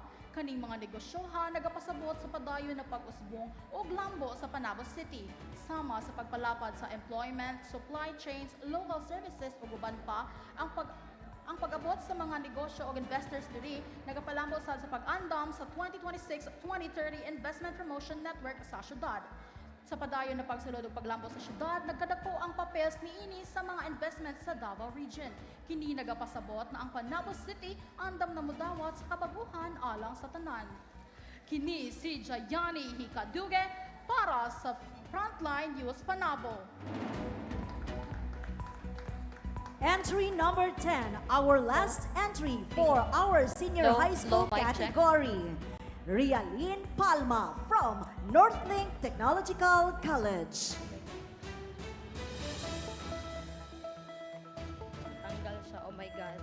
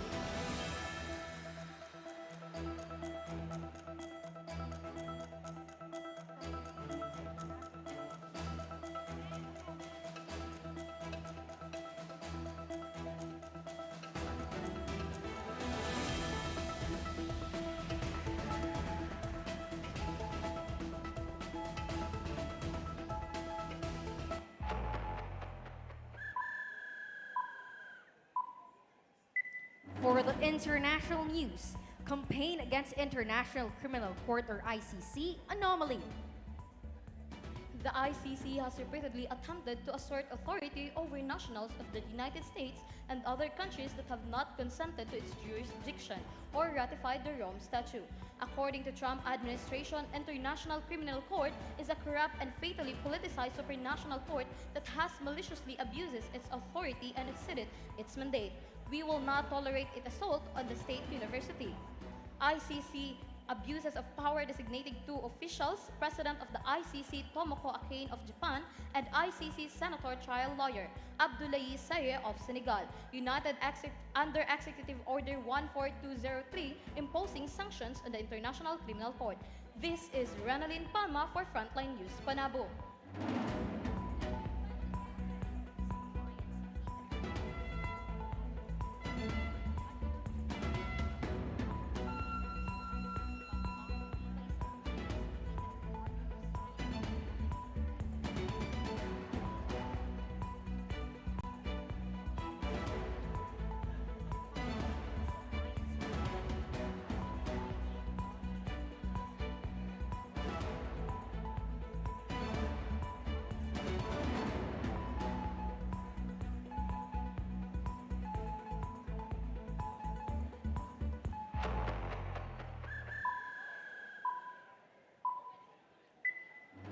Para sa Balitang Nasyonal, pagpapatibay sa ugnayan sa pagitan ng Department of Science and Technology o DOST at European Union.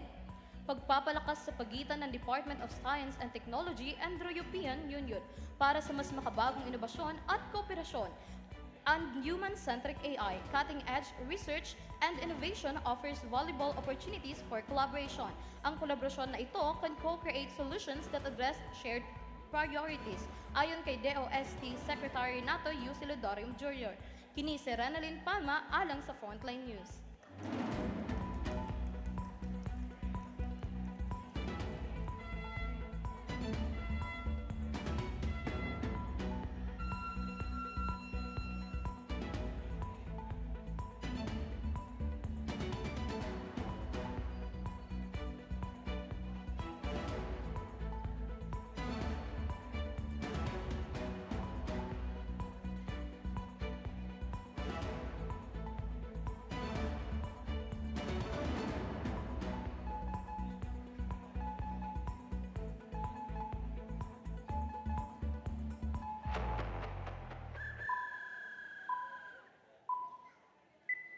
Alang sa balitang lokal, panggobyerno si Panabo City padayon sa pagpauswag sa ekonomiya o negosyo.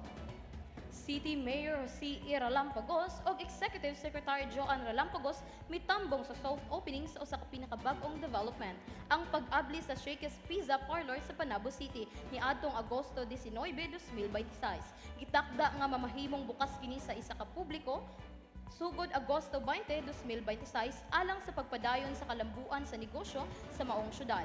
Gipasidunggan ang mitungha nga programa sa mga nagkadaiya ug dagko nga mga kompanya. Isa na niini ang pakighimamat sa Pure Gold sa lokal nga Anflo Industrial Estate, lakip ang GMAC Logitech Refrigeration Corporation, Head Sport Philippine Incorporation, Panabo Tropical Food Corporation ug uban pa. Padayon usab ang pagpalig-on sa lokal nga panggobyerno sa investment climate. Pinaagi sa mga pulisiya ug inisyatiba kalakip ang promotion strategy alang sa mas andam ug kompetitibo sa mga investors sa 2026 to 2030 investment promotion framework sa syudad. Kini si Renalyn Palma alang sa Frontline News Panabo.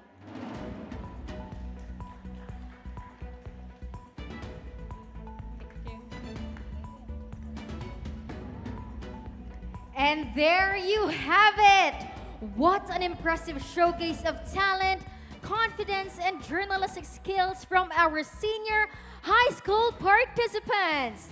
Of course, let us give them a big round of applause, everyone! Grabe, na-feel na ko ang tension, ang kahangak sa tanan participants, no? Even ako nga nagbasa lang kog headline, gihangak po kog apil. Unsa na lang kamo pud kaya mga audience, nahangak pud ba mo? Pag napakon mo kay hala wala ni tingog ang mic. Hala na yung mga technical difficulties. But it is okay. All is well because it was handled very well by our technical team, diba? Thank you so much po for the very uptick na response. And of course, sa atong participant nga wala nagpanic, diba? Chill lang siya. It's okay. Everything's gonna be okay. And nahuman na dyan, so makahinga na dyan og tarong ang mga participants from senior high school. Asa na ba to sila? Kaway-kaway daw. Na ba sila dire? Pwede na mo mga hinga na mo og lalom diha. Ay tama na ang kakulba, 'di ba? Give yourselves a very loud round of applause. Let's go. Clap, clap, clap, clap, clap. Yeah. 'Di ba? They all deserve break. Kita tanan deserve ta og break. So, while we take this brief pause, I invite everyone to stay with us, of course, as we have another teaser prepared for you to highlight also our Lamdag government exhibit and the different offices and agencies that partook in it. So let's give everyone a round of applause and let's take a look at the teaser.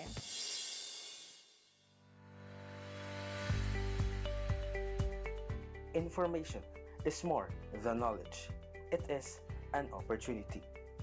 Yet, many citizens remain unaware of the government programs and services available to them.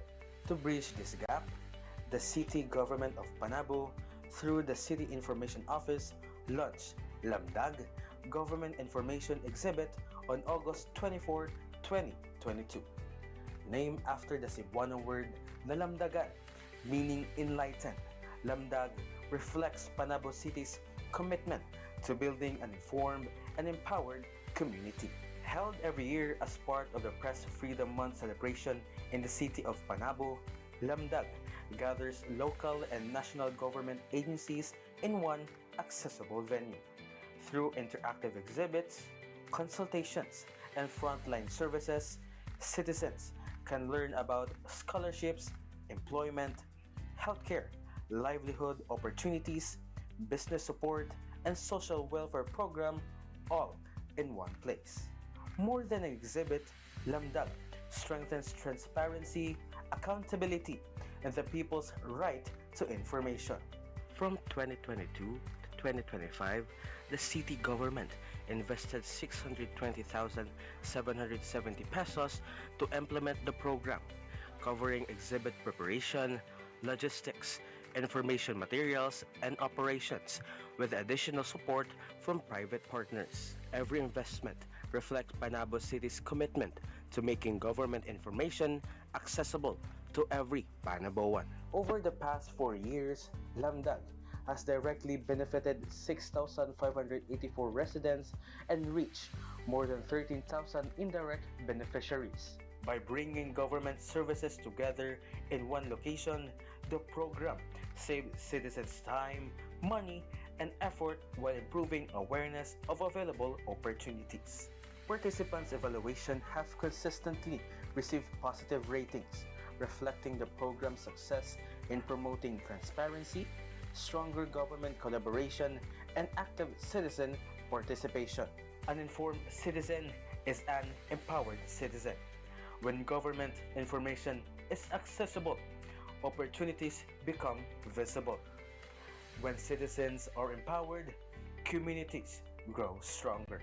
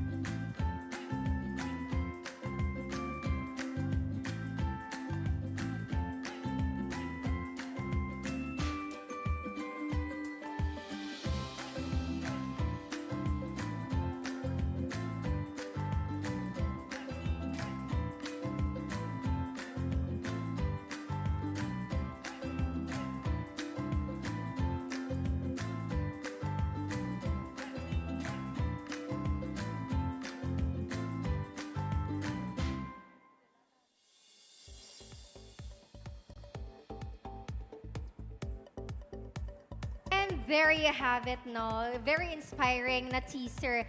But of course, I would like to recognize the presence of Sir Michael, our Panabo City Information Officer.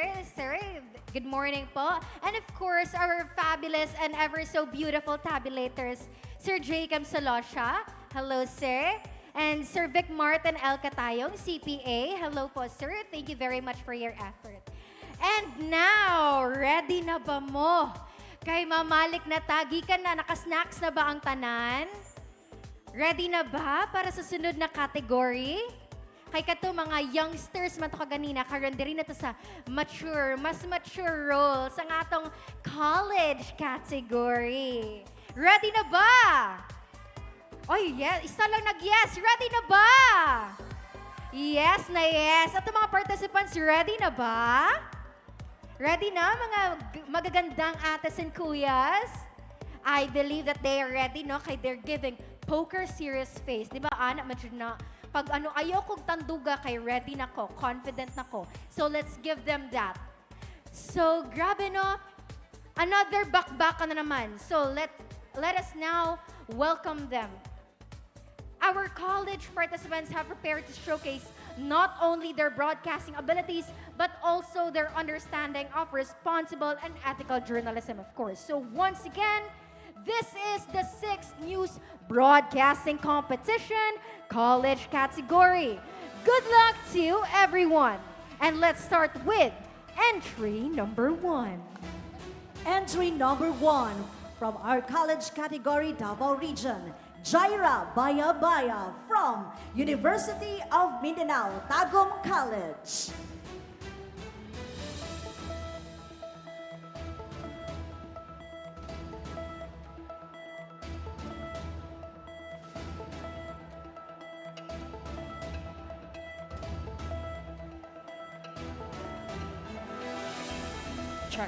Check. Mic test 1, 1, 2, 3. Mic test 1, 2, 3.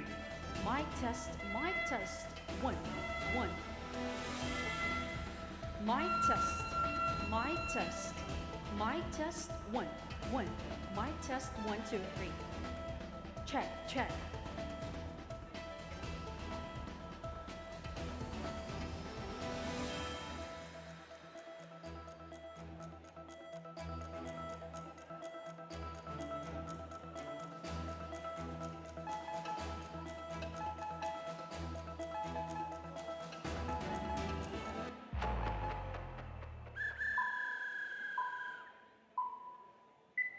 For the international news, oil prices increase after U.S.-Iran negotiation expires and Trump threatens omens. Oil prices have risen again after the peace deal in the U.S.-Israel war on Iran expired. According to Iran, it would take a more aggressive stance if talk with U.S. failed. Also, analyst Deutsche Bank wrote that the rising oil prices were a sign of investors' pricing in a more extended closure of the strait. Moreover, Trump made a threat against Oman as he struggles to draw the conflict to a close almost 6 months after it began. Dan Alamario, the chief geopolitical strategist, warned that if there was no end to the fighting in the Middle East, energy market risk will persist and oil and gas prices and volatility would spike with another bout of sustained. This is Jaira Baya for the Frontline News Panabo. Check. Mic check.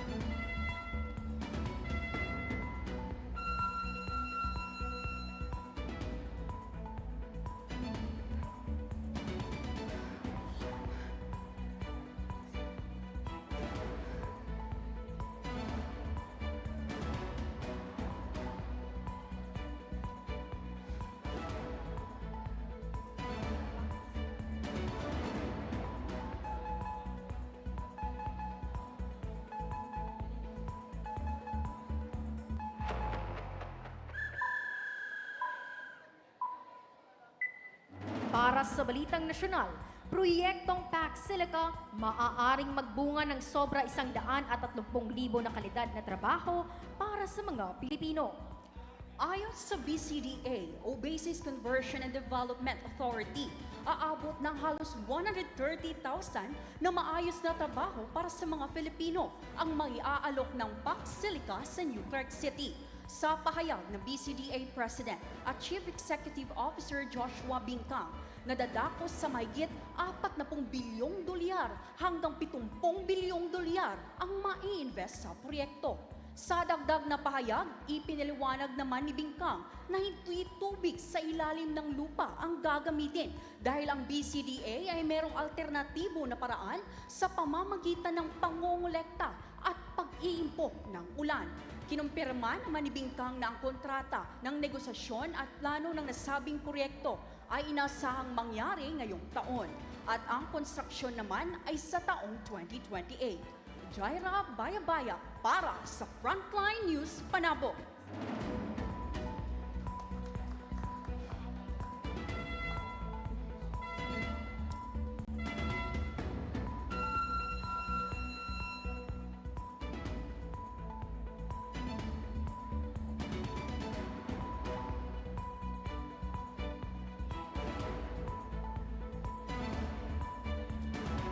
Check, check, check.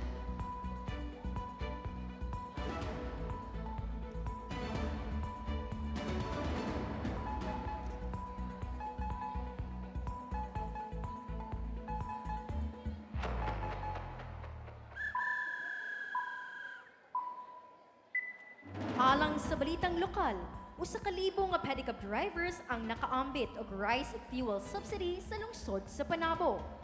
Malampusong pagpatuman sa Rice and Fuel Subsidy Program alang sa mga kwalipikadong pedicab drivers sa lokal nga panggamhanan sa Panabo.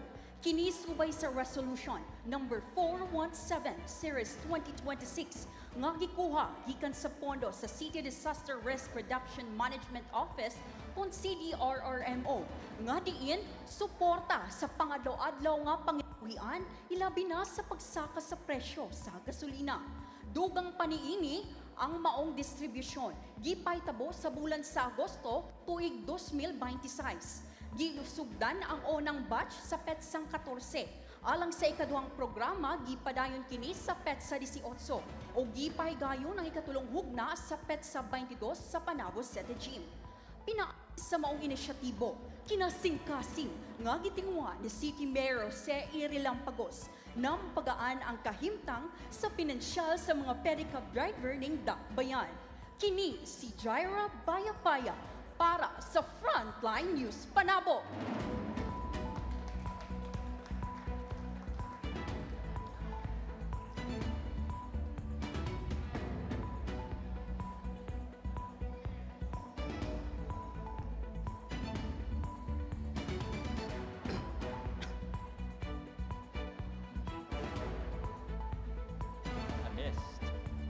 I missed detention.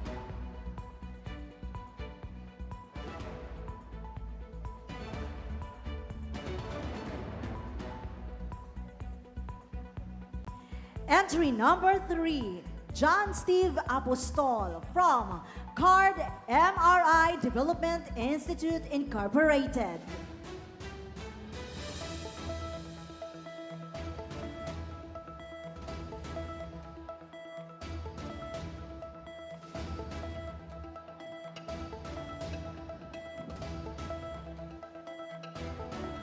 Dito po. Mic test. Mic test.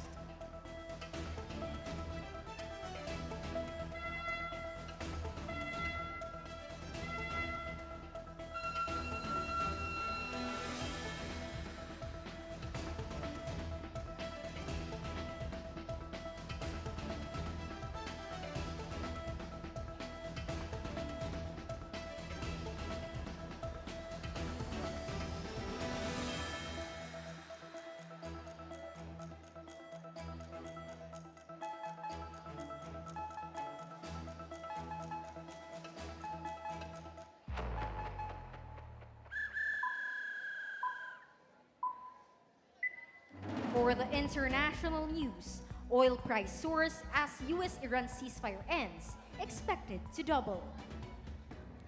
Amidst the tension in the Middle East, all costs may become as twice from that combined with Russia-Ukraine war after the 2-month peace deal window between the United States and Iran expired on Monday.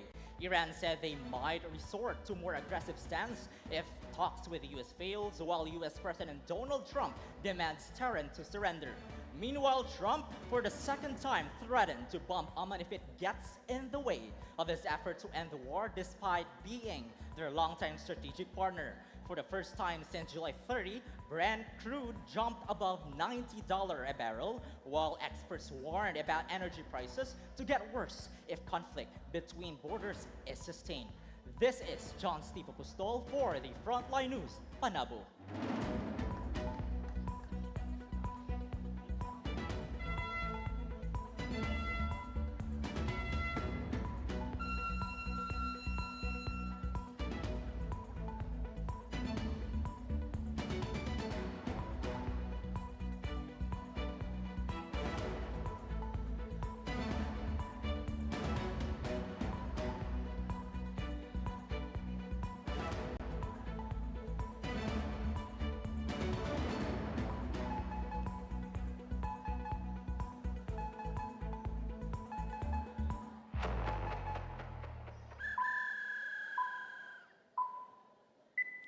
Para sa Balitang Nasyonal, higit 100,000 trabaho, hatid umano ng PAC Silica.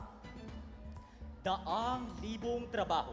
Yan ang may bibigay ng PAC Silica sa Pilipinas kung may tatayo ito sa higit 1.5 hektaryeng lupa sa New Clark City, Tarlac, ayon kay BCDA President and CEO Joshua Bingkang. Sa isang press briefing sa Malacanang, tinatayang nasa higit 40 billion US dollar investment daw ang makukuha ng Pilipinas kapag natapos ang proyekto na magbubukas ng 100,000 trabaho para sa mga Pilipinong highly skilled professionals. Pinabulaanan naman ni Bingkang na magkukulang ang supply ng tubig, mawawala ng tirahan ang mga katutubo at iba pang isyong pangkapaligiran.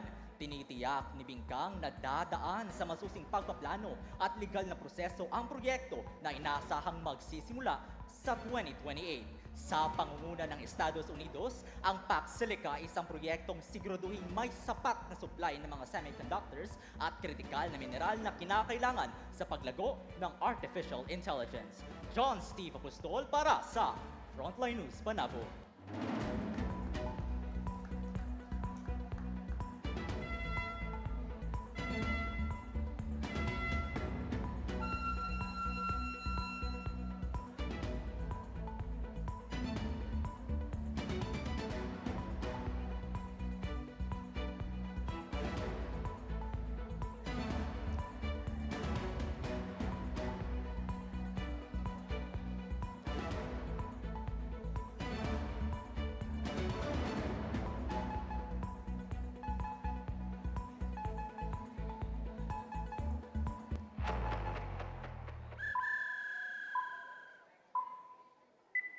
Alang sa balitang lokal, mga benepisyaryong pedicabbers sa Rice and Fuel Subsidy Program sa Panabo may kabat na sa 1,000. Libuan ka mga kwalipikadong pedicab drivers ang nakabenepisyo sa Rice and Fuel Subsidy Program gikan sa lokal nga panggamhanan sa Panabo human kinigisugdan ni adtong Agosto 14 tuig 2026. Nakadawat ang maong mga driver sa dakbayan og 20 kilos ng bugas matag usa og fuel subsidy atol sa ikaduha ug ikatulong hugna ni adtong Agosto 18 ug 22 sa Panabo City Gym. Gipahigayon usab sa tag-tagsang barangay ang pagparehistro sa mga kolorom nga paubao ug pedicab aron makadawat sa maong tabang ug makapamasada og legal. Pinaagi sa pagtambayayong sa City Social Welfare and Development Office o Tricycle Operators and Drivers Association, gilaumang magpadayon pa ang maong tinguha ni City Mayor Jose Relampagos nga mapagaan ang kahintang sa mga pedicabbers sa dakbayan human sa sagunson nga pagtaas sa presyo sa krudo. Kini si John Steve Apostol alang sa Frontline News, Panabo. Entry number 4, Gwen Hopia from Holy Cross of Davao College.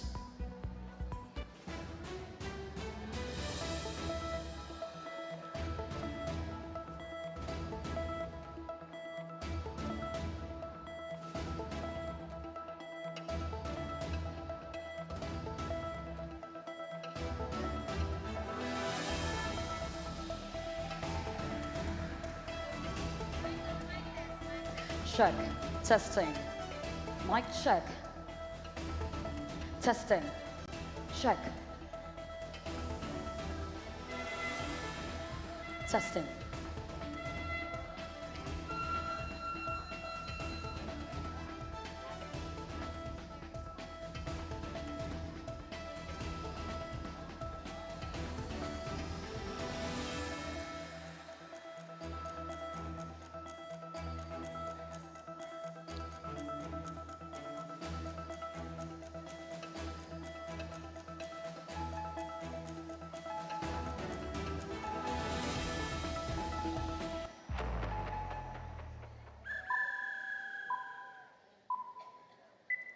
For the international news, conflicts between US and Iran escalates as ceasefire expires.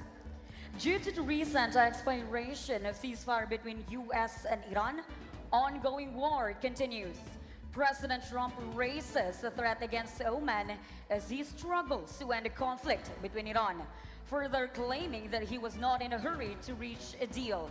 According to the Iranian spokesperson Ebrahim Zolfaghari, that the vessels attempting to pass the strait would find their ships with several beautiful holes in their hulls.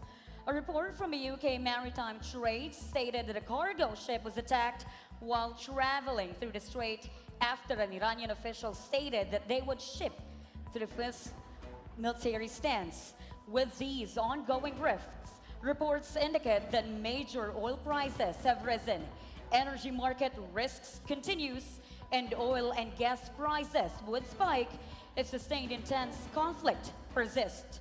This is 𝐍𝐄𝐖𝐒 for the Frontline News, Panabo.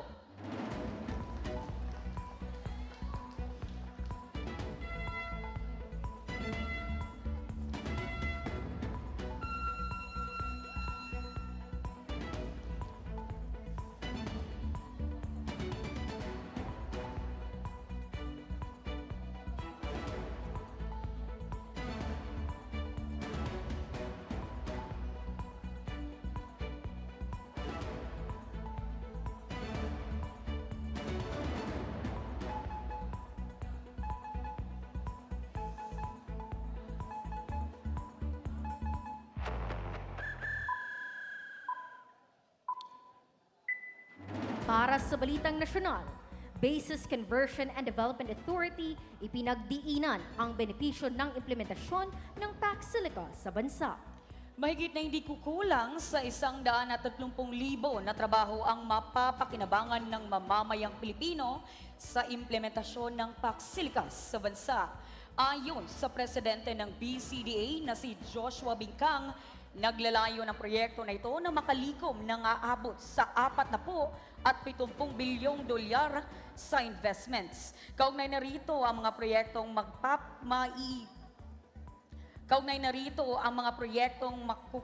matatanggap ng iba't ibang propesyon gaya ng engineer, researcher at computer science graduates.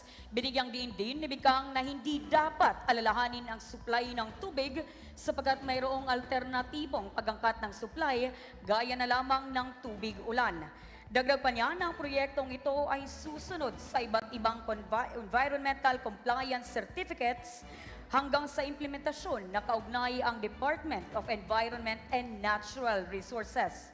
𝐍𝐿 para sa Frontline News, Panabo.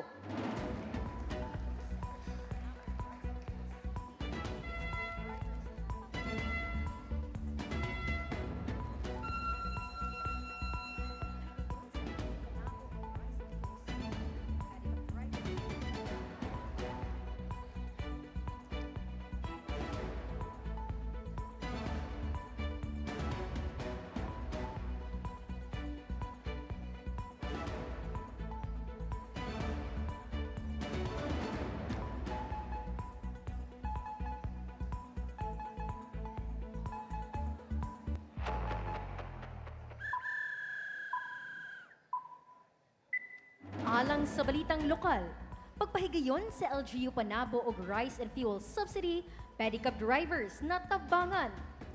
Busa sa rice program nga gilunsad sa lokal sa panggamhanan sa Panabo, Dako nga tabang o garbo ang nahihatag sa mga pedicab drivers, ilabi na sa pagsaka sa presyo sa gasolina.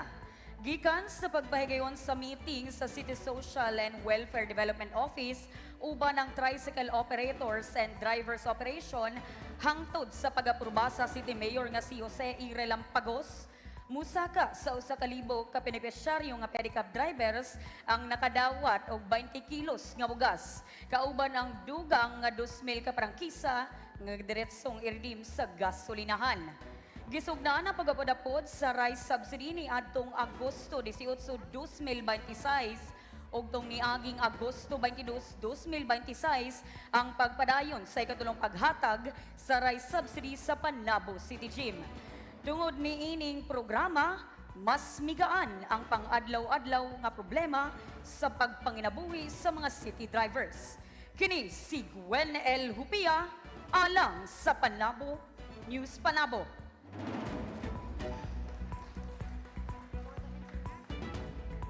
Entry number 5, Princess Highness Española from 𝐍𝐄𝐖𝐒 College Foundation Incorporated.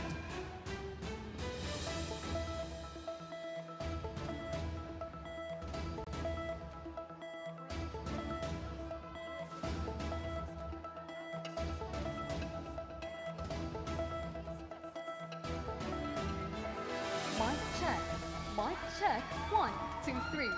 Mic check, 1, 2, 3. Put up the white flag. Put up the white flag.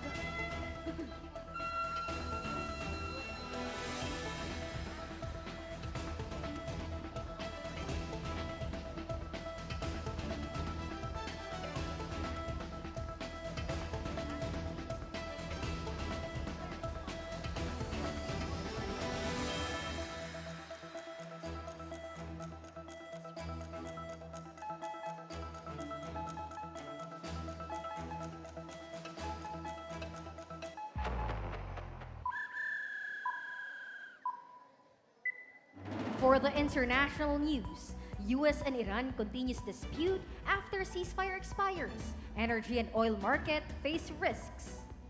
Put up the white flag. This is what Donald Trump says in an interview to Tehran, making tensions escalate and oil prices spike.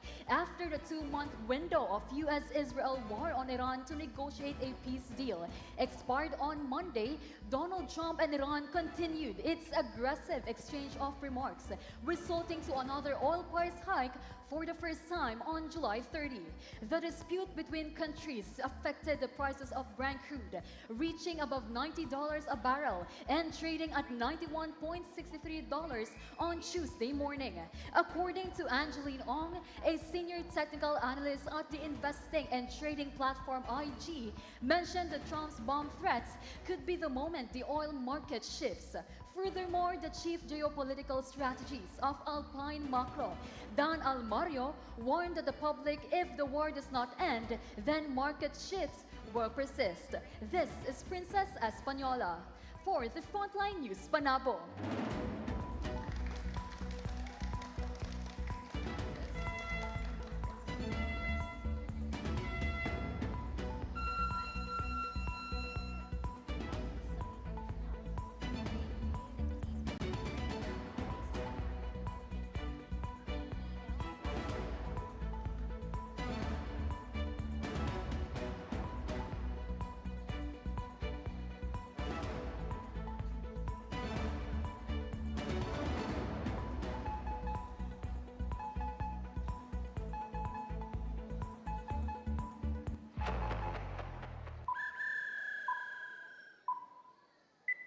Para sa Balitang Nasyonal, brain gain at hindi brain drain. Basis Conversion and Development Authority, lininaw ang PAC-SILICA. Sa patuloy na pagbatikos ng ilang Pilipino sa PAC-SILICA project, lininaw at iminahagi ng Basis Conversion and Development Authority o BCDA ang mga benepisyo ng proyekto sa Pilipinas. Noong Webes, iginiit ng BCDA President at Chief Executive Joshua Bingkang na ang PAC-SILICA ay isang US-led initiative na maaaring makatulong upang makuha ang 40 hanggang 70 bilyong dolyares na investments sa bansa. bansa. Ang proyektong ito ay itatayo sa New Clark City at itinatayang 1,620 na hektarya ang gagamitin. Kabilang na rito ang paggamit ng 65 hanggang 70 milyong litro ng tubig. Ngunit huwag mabahala. Ayon kay Bingkang, susunod sila sa requirements katulad na lamang ng Environmental Compliance Certificates o ECCs at mga regulasyon. Inaasahang magsisimula ang pagplano sa susunod na taon at ang pagtayo ng proyekto sa taong 2028. Ako si Princess Española para sa Frontline News Panabo.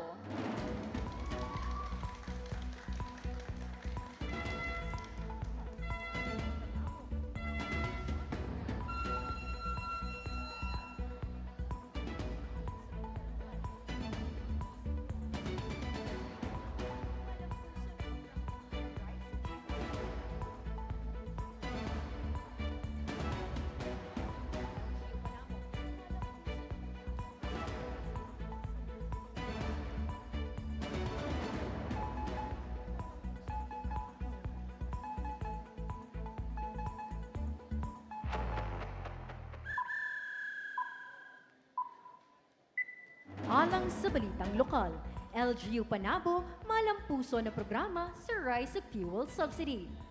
Tulo ka adlaw nga programang subsidiya alang sa mga drivers sa Panabo gidagsa. Usa ka programa gikan sa lokal nga panggamhanan sa Panabo City gidagsa og halos 3,000 nga mga pedicab driver. Ang maong programa gitugunan human maaprubahan ang Resolution number 417 series of 2026 nga gikuha gikan sa pondo sa City Disaster Risk Reduction and Management Office o CDRRMO. Ika-14 sa Agosto karong tuiga gisugdan ang unang batch sa maong lihok nga gipangunahan sa lokal nga panggamhanan sa Panabo ang paghatag og rice assistance sa 1,000 ka mga pedicab driver. Gipadayon ang maong lihok sa Agosto 22 o gilahipod ang subsidiya para sa mga fuel assistance nga gihitabo sa Agosto 18. Kini alang lamang sa mga kwalipikadong benepisyaryo para sa fuel assistance. Padayon nga gitinguha sa LGU Panabo nga gipanguluhan ni City Mayor Jose Iri Lampagos para mapagaan ang pinansyal nga kabugat sa mga pedicab driver. Giawhag usab ang publiko nga maghulat sa opisyal nga pahibalo alang sa mga umaabot pa nga proyekto. Kini si Princess Española alang sa Frontline News Panabo. Entry number 6, Karel Basilio from University of Mindanao.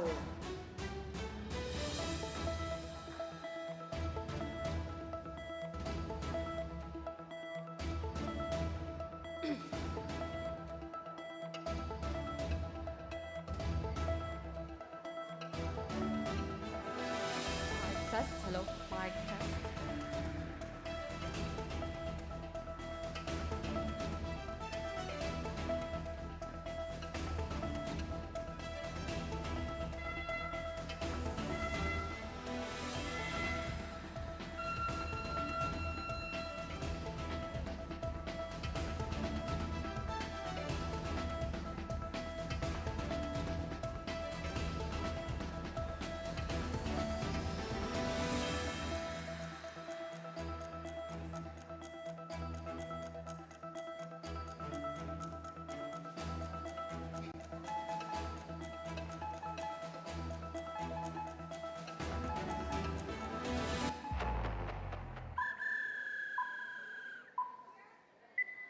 For the international news, Trump demanded Tehran the white flag to surrender. The 2-month window to negotiate a peace deal in the US-Israel war has expired with no end to conflict in sight. Iran said that it would take a more aggressive stance if talks with the US failed. In response to that, Donald Trump demanded Tehran to put up the white flag of surrender in an interview with Fox News. In result of that, the oil prices have risen again, following Trump's threat to ban Oman if it gets in the way in his efforts. A senior technical analyst, Angeli Ong, said Trump's threat to bomb Oman could be the moment the oil market shifts from pricing a temporary disruption to pricing a prolonged one. Moreover, analysts at Deutsche Bank wrote that the rising oil prices were a sign of investors' pricing in a more extended closure of the strait. Trump's made the threat against Oman as he struggles to draw the conflict in a close after 6 months after it began. He also said that he would not impose a fresh deadline on Iran, adding that he was not in a hurry. This is Karel Basilio for the Frontline News, Panabo.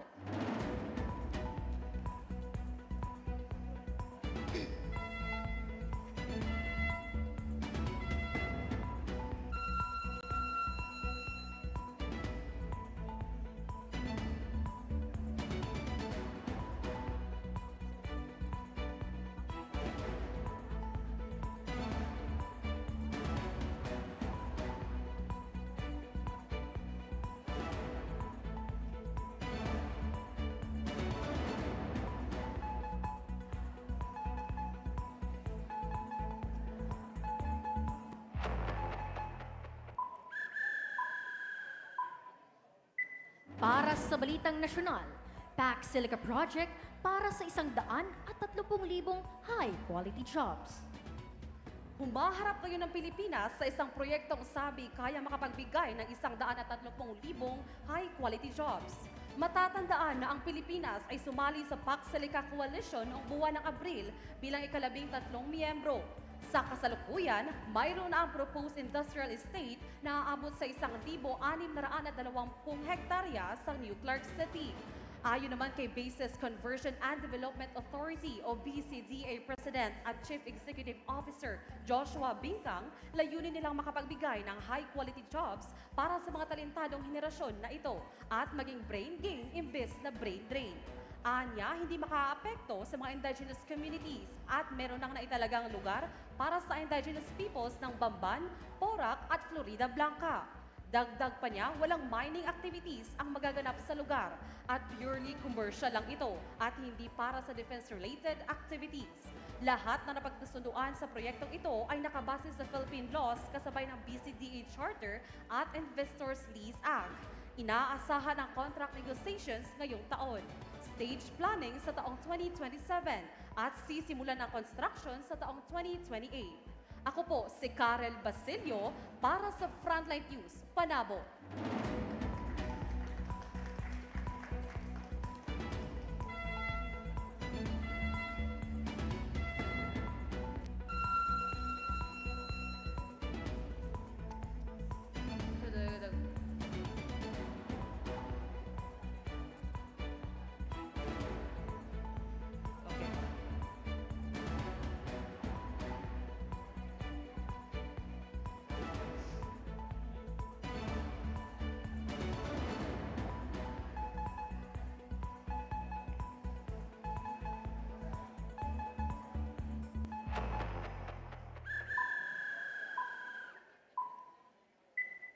Alang sa balitang lokal, bugas sa gasolina para sa mga pedicab drivers sa Panabo City. Kapinlibo na ka-pedicab drivers ang nakabenepisyo sa Rice and Fuel Subsidy ato sa programang gipatubad sa local government unit kon LGU Panabo para sa mga kwalipikadong pedicab drivers. Napahigayon ang programa human naaprobahan sa City Disaster Risk Reduction Office kon CDRRMO ang Resolution Number 417 Series of 2026. Inubanan sa kompletong pagregistrar para sa mga pedicab driver o pag-aproba ni City Mayor Jose R. Lampagos sa dugang 2,000 ka prangkisa aron ma-accommodate ang mga kulurom nga pedicabber. Ang pagpanghatag gisugdan ni atong Agosto 14, 2026. Din adunay usa ka libong pedicab drivers ang nakadawat og 20 kilos nga bugas matag usa. Gisundan ni atong Agosto 18 nga dunay fuel assistance o gipadayon ni atong Agosto 22 nga dunay rice subsidy. Gilayon aning programa nga mapagaan ang problemang pinansyal sa mga pedicabber aron nga makapadayon sila sa ilang panginabuhian. O para sa mga umalabot nga benepisyaryo, giawhag ang maghulat og opisyal nga pahibalo alang sa sunod nga schedule o proseso para sa pag-claim sa mga assistance. Kini si Karel Basilio para sa Frontline News, Panabo. Entry number 7, Carl Patrick Adante from University of the Immaculate Conception.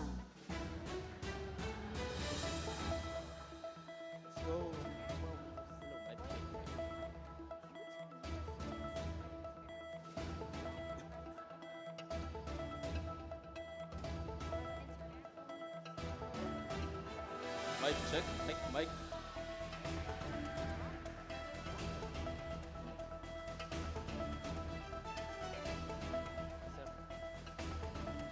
Mic check. Mic.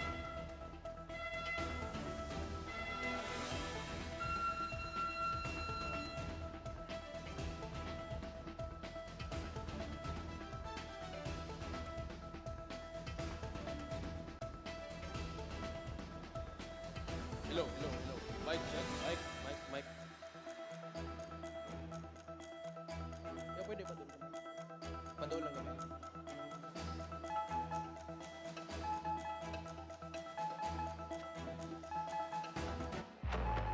Hello. Mic check. Mic. For the international news, oil price hike due to U.S.-Iran ceasefire expiration. Trump threatens Oman. Oil prices have risen again after the two-month window to negotiate a peace deal in the United States-Israel war on Iran expired on Monday with no end to the conflict in sight. Brent crude rises above $90 per barrel for the first time since July 30, 2026 and was trading at $91.63 on Tuesday morning. In an interview with Fox News, United States of America President Donald Trump threatened to bomb Oman if it gets in the way on his effort to end the war. A senior technical analyst at the investing and trading platform, Angeline Ong, said that Trump's threat to bomb Oman could be the moment the oil market shifts, pricing a temporary disruption to pricing a prolonged one. Trump added that he claimed that the war would end soon and talked up to the prospect of lasting peace deal in recent months without such breakthrough materializing. He said that he would not impose a fresh deadline on Iran, adding that he has no time schedule and he is not in hurry.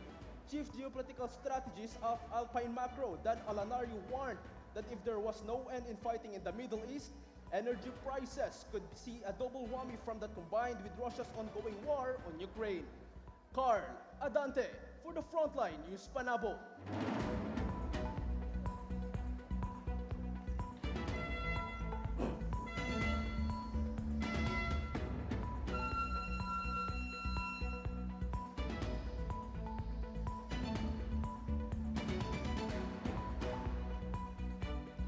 Hello. Mic check. Mic check.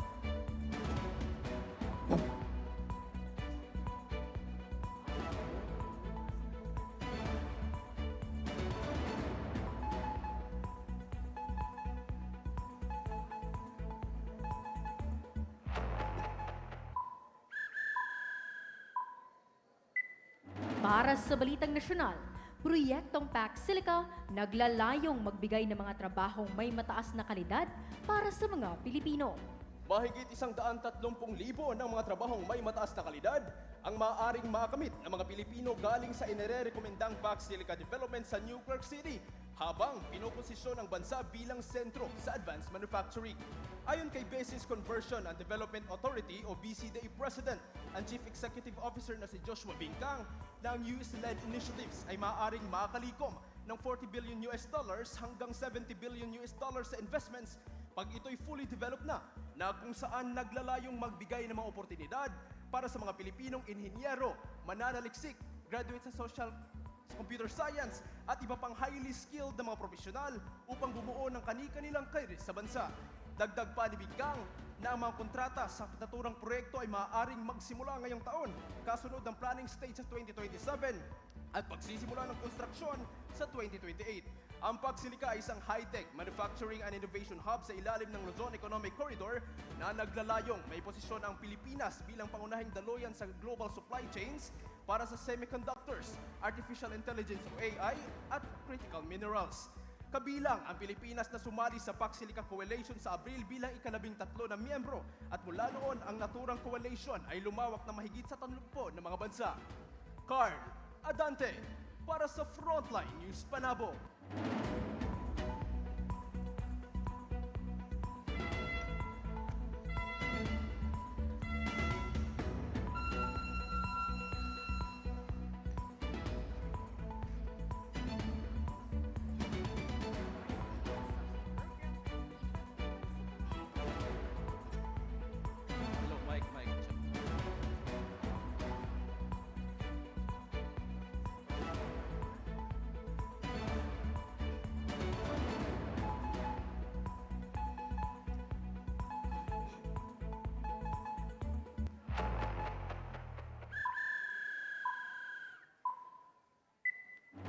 Alang sa balitang lokal, Rice and Fuel Subsidy Program gipatuman sa Panabo alang sa mga pedicab drivers. Iapod-apod sa lokal nga panggamhanan sa Panabo ang pagpatuman sa Rice and Fuel Subsidy Program alang sa mga kwalipikadong pedicab drivers sa syudad. Mukabat sa 1,000 kapin nga pedicab driver ang nakabenepisyo og nakadawat og 20 kilos nga bugas sa unang batch ni atong Agosto 14, 2026. Samtang gisugdan kini sa ikaduhang adlaw sa pag-apod-apod sa fuel subsidy ni atong Agosto 18 ug Agosto 22, 2026. Alang sa ikatlong hugna sa pagpanghatag og rice assistance. Ang mga programa gitugutan human maaprubahan ang Resolution 417 Series of 2026 nga gikuha gikan sa pondo sa City Disaster Risk Reduction and Management Office kon CDRRMO. Pinaagi sa maong programa, padayon nga gitinguha sa lokal nga panggamhanan sa Panabo ubos sa pagpangulo ni City Mayor Jose Iri Lampagos na mapagaan ang pinansyal o kabugat sa mga pedicab driver o matabangan sila sa pagpadayon sa ilang panginabuhian. Kini si Carl Adante, alang sa Frontline News Panabo. Entry number 8, Christine Masanged from Assumption College of Davao.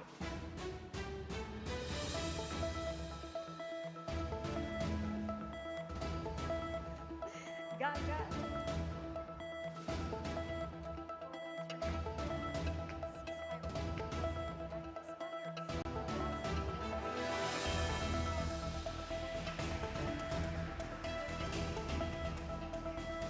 Mic test 1 2 3 1 2 3 mic test. Check check. Mic test mic test. Mic test mic test.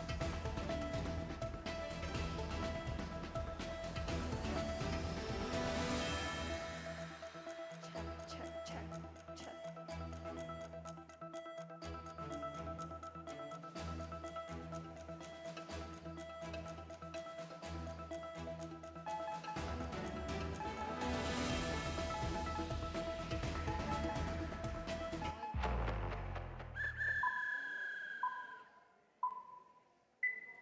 For the international news, ceasefire between US and Iran expires, causing oil price hike and Trump threatens Oman.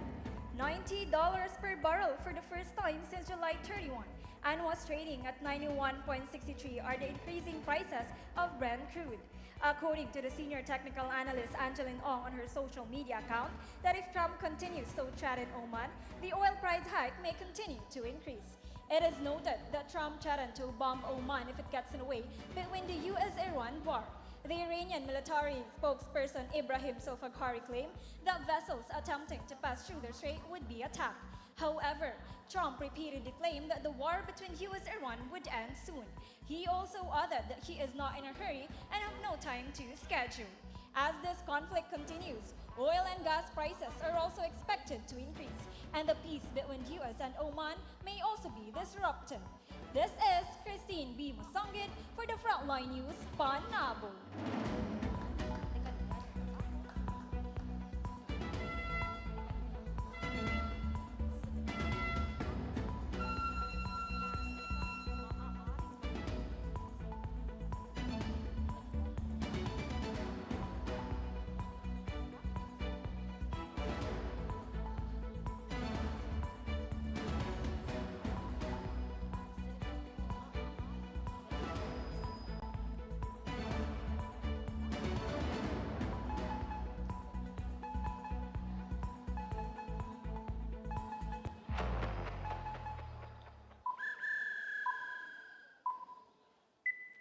Para sa Balitang Nasyonal, PAC Silica maaaring magbigay ng higit 130,000 dekalidad na trabaho sa mga Pilipino. Patuloy ang debate kung nararapat mang ipatayo ang PAC Silica sa Pilipinas. Ngunit ayon sa BCDA President and Chief Executive Officer Joshua Bincang, ang proyektong ito ay maaaring magpapasok ng 40 to 70 billion US dollars investment na siyang magbibigay oportunidad sa mga Pilipinong may mataas na kaalaman tungkol sa teknolohiya. Kabilang na dyan ang mga engineers at researchers. Matatanda ang sumali ang Pilipinas sa PAC Silica Coalition noong 13 ng Abril. Layunin itong iangat ang kalidad ng produkto ng bansa at upang makasabay sa umuusbong na makabagong teknolohiya. Ayon din kay Bingkang, na huwag aning mabahala dahil pangangalagaan umano nila ang karapatan ng mga mamamayang Pilipino, lalo na ang mga katutubo at magsasaka, pati na rin ang kalikasan. Ito ay matapos ang patuloy na kontrobersya kung para nga ba talaga sa Pilipinas ang Paksilica o daan para sa imperialismo. Dagdag pa niya, ang lahat ng proseso ay sumasailalim sa Philippine Laws, BCDA Charter, and the Investments Needs Act. Inaasahang magsisimula ang contract negotiations ngayong taon, isasagawa naman ang pagpaplano sa 2027 at sisimulan ang pagpapatayo sa 2028. Christine Masangid para sa Frontline News, Panabo.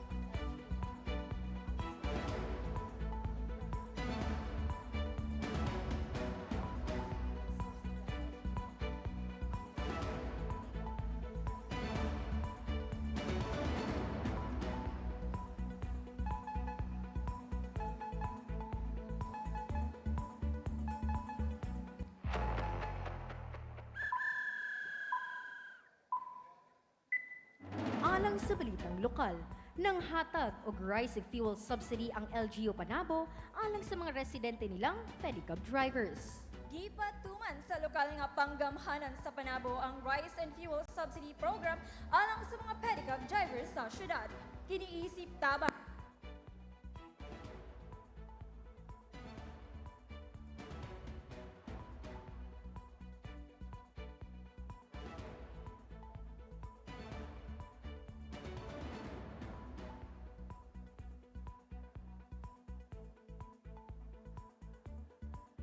check mic.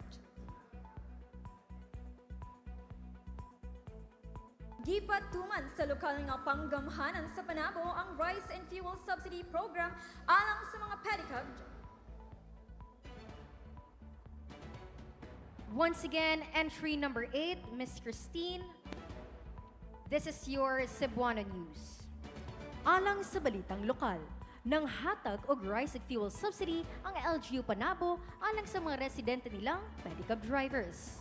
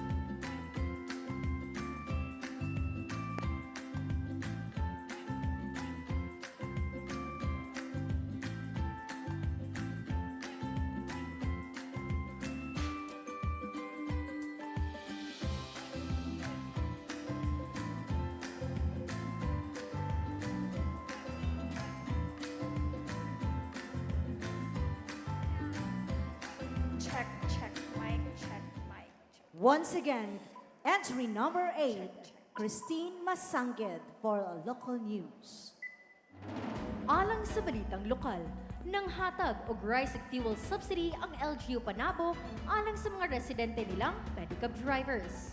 Gipatuman sa lokal nga panggamhanan sa Panabo ang Rice and Fuel Subsidy Program alang sa mga pedicab drivers sa syudad. Kiniisip tabang sa mga residente mahitungod sa padayon nga pagsaka sa presyo sa gasolina. Nahitabo ang maong programa human maaprobahan ng Resolution Number 417S 2026. Gisugdan ang unang pag-apod-apod sa bugas niadto nga Agosto 14, 2026. Di nakalawat og 20 kilos nga bugas ang 1,000 pedicab drivers matag usa. Nagpadayon ang ikaduhang pagpanghatag ni adtong Agosto 18, di na Agosto 22, 2026 usa ang ikatlong hugna sa pagpanghatag.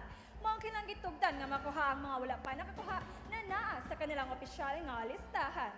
Kini mao ang kanilang tulo ka adlaw na programa para sa mga pedicab driver. Sumala pa nila ang pondo na gigamit kay gikan sa City Disaster Risk Reduction and Management Office. Matod usab sa LGU Panabo, ubos sa pagpangulo ni City Mayor Iri Lampagos, kining programa ang ilang susi para mapagaan ang pinansyal nga kabugat sa mga driver. Giawhag ang tanan nga maghulat sa uban pang anunsyo mahitungod sa assistance sa syudad. Kini si Christine Masangid para sa Frontline News Panabo. Entry number 9, Maureen Codiuan from Davao del Norte State College.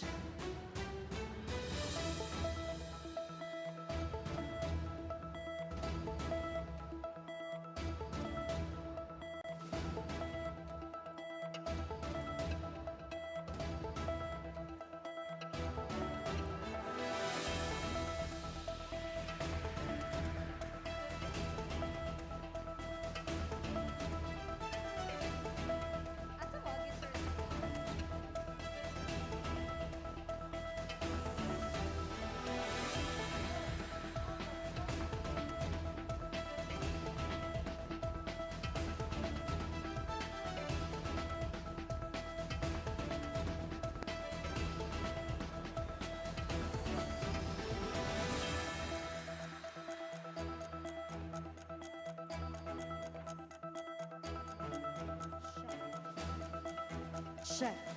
Naglayo ako siya, sir.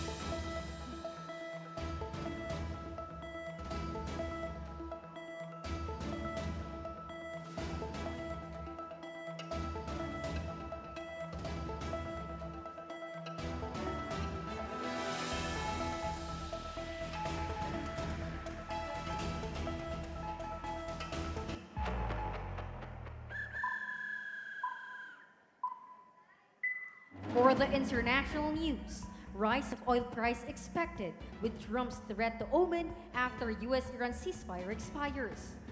Energy price for the last months of the year is expected to double if there was no end to the fighting in the Middle East with the US, Iran, and Russia-Ukraine's ongoing war, said chief geopolitical strategist at the research company Alpine Macro, Dan Alamario.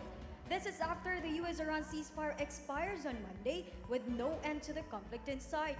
Despite the effort of the US to end the war, an Iranian official said that they will be shifting to a fully offensive military stance on Tuesday.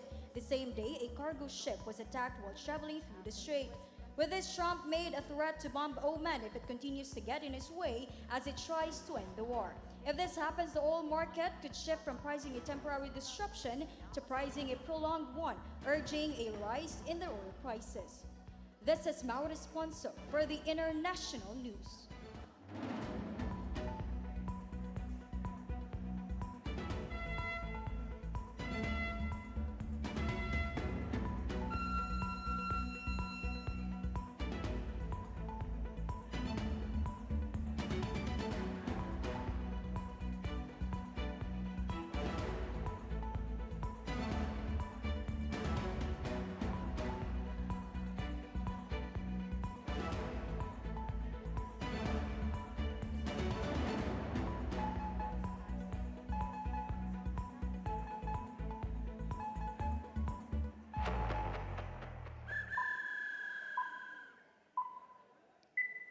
Para sa Balitang Nasyonal, negosasyon at pagpirma ng mga kontrata para sa PAC Silica inaasahan na ngayong taon.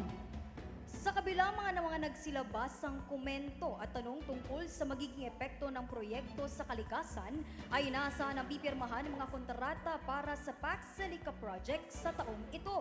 Sa isang panayam ay pinaliwanag ni Bases Conversion and Development Authority o BCDA President and Chief Executive Officer Joshua Bingkang na ang itatayong proyekto sa New Clark City ay isang manufacturing-driven industrial ecosystem at hindi isang malaking data center.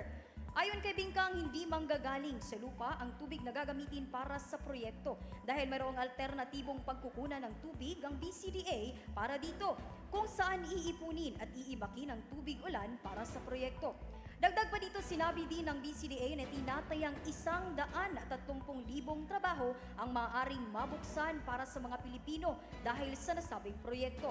Sa ngayon ay inaasahang matatapos ang pagpaplano sa susunod na taon habang nakatakdang umpisahan ang pagpapatayo ng nasabing proyekto sa taong 2028. Mau Responso para sa Balitang Nasyonal.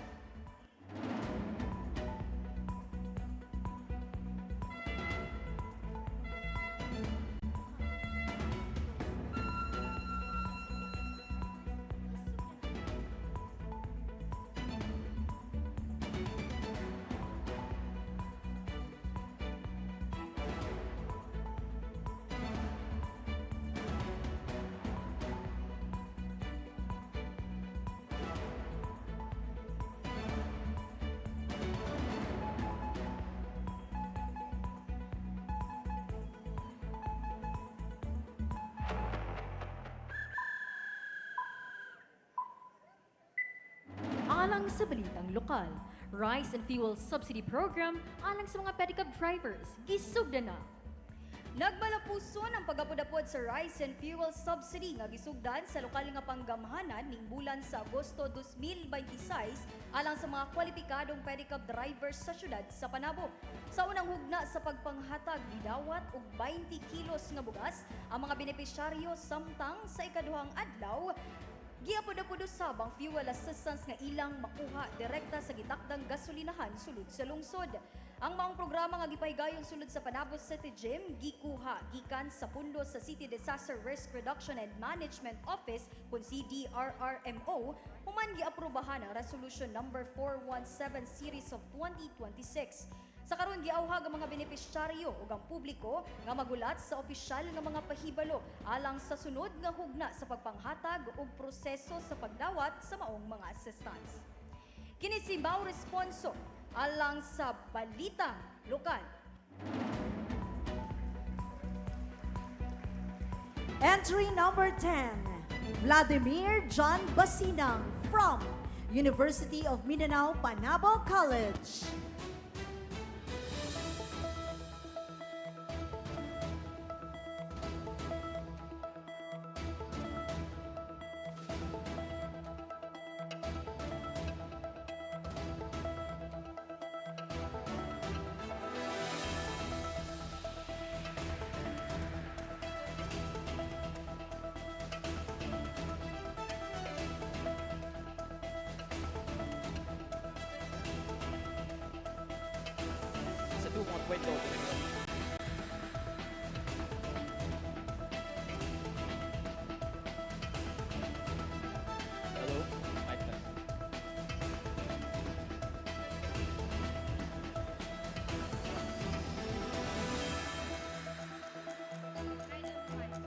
Hello, mic test. Mic test. Hello.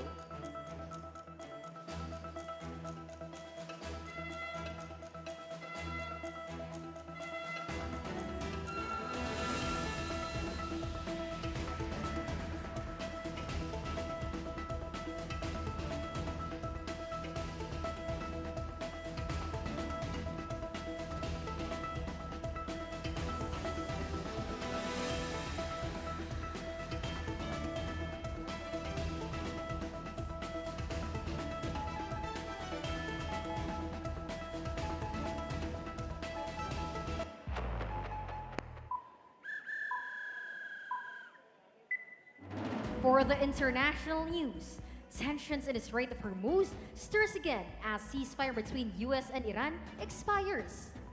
As the 2-month window to negotiate a peace deal between US and Iran expires, tensions in the Middle East still inevitable as leaders fight in dialogues, causing oil prices to rise since July 30. In an interview with Fox News, US President Donald Trump demands Iran to put up a white flag to surrender as he wants to end the war soon. Oman, a longtime US strategic partner, also got a peace as Trump threatens Oman to bomb if it gets in the way and fails to draw the conflict after it began. As a response to the threats of the US, Iranian military spokesperson Ibrahim Zolfaghari said that vessels attempting to enter would find bullet holes in their hulls. Dan Alimario claims that if there was no end to the fighting in the Middle East, energy prices will rise and more conflicts will emerge. As the conflict in the Middle East continues, we will bring you more updates as investigations unfold. This is Vladimir Basinang for the Frontline News Panabo.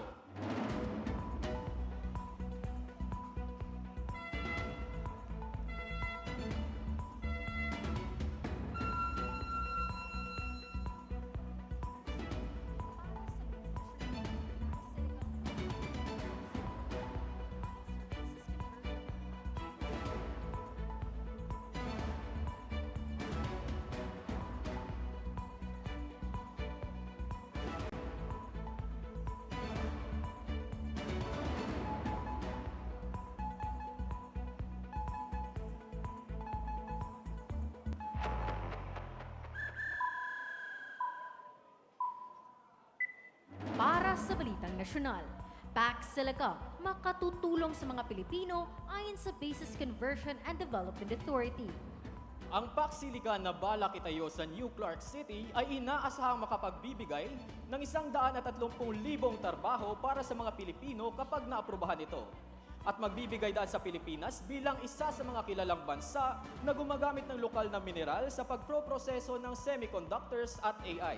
Ito ay ayon sa Basis Conversion and Development Authority o BCDA noong Huwebes. Ayon sa Presidente at Chief Executive Officer ng BCDA na si Joshua Bingkang, na ang layunin ng PAC Silica ay makapagbigay ng oportunidad sa mga Pilipino ng mga magagaling at makapagtrabaho sa Pilipinas. Ang mga lokal naman at mga katutubo ay umangal dito dahil nakakasira daw ito sa kanilang lupain na ipinamana pa sa kanila ng kanilang mga ninuno. Umalma naman si Bingkang dahil sa may nakalaan naman ng 15,000 hectares sa loob ng New Clark City Special Economic Zone para sa mga katutubo. Ayon kay Bingkang, na paninindigan niya yung proyekto ng PAC Silica sa pagiging responsable at ang unang hangarin nito ay magbigay kaunlaran sa bansa. Ako si Vladimir Basinang para sa Frontline News Panabo.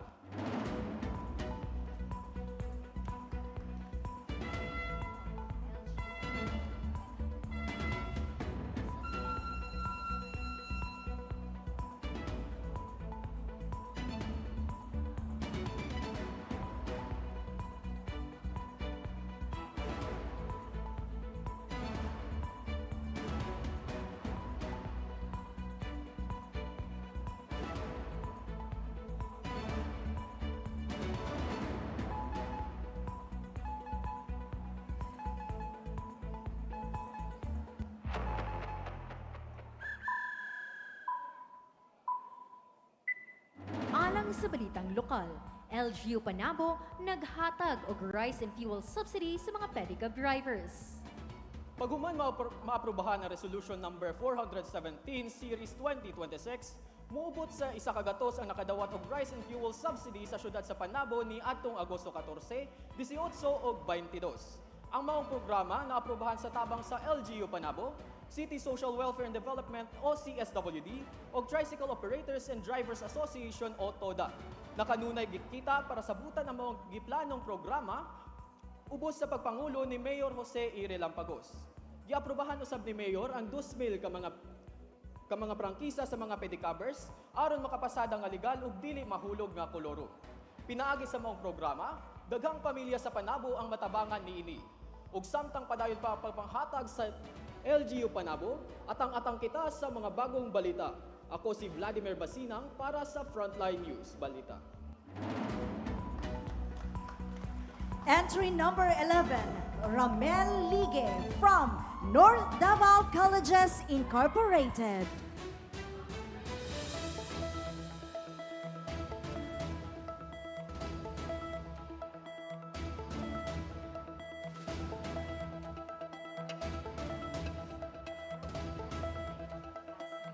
Yun, ano ka?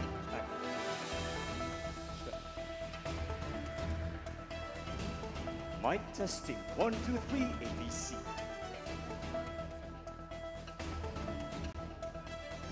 Mic testing 1, 2, 3 ABC.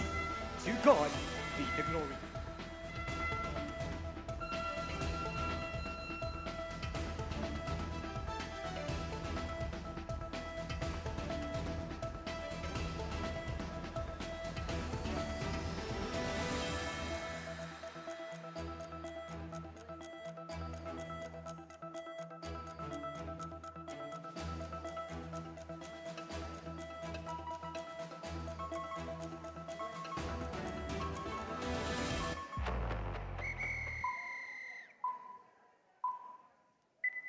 For the international news, Trump threatens anew as US-Iran war continue.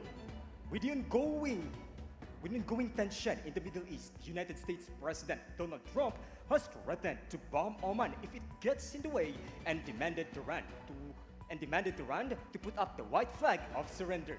This came after the 2-month window to negotiate a peace deal in the US-Israel war on Iran has expired on Monday with no end to the conflict in sight. However, in an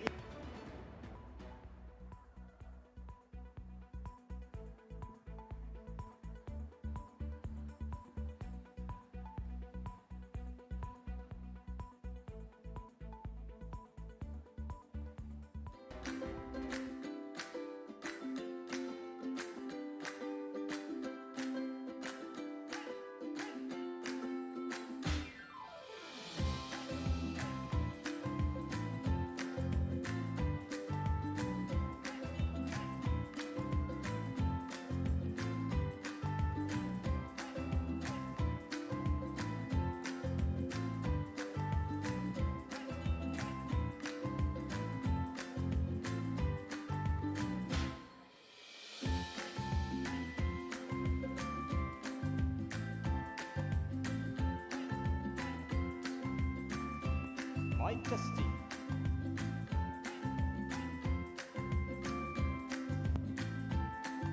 Mic testing 1, 2, 3 ABC. Mic testing 1, 2, 3 ABC. Once again, entry number 11, Ramel Ligue. For the international news, Trump threatens anew as US-Iran war continue. With the ongoing tension in the Middle East, the United States President Donald Trump has threatened to bomb Oman if it gets in the way and demanded Iran to put up the white flag of surrender.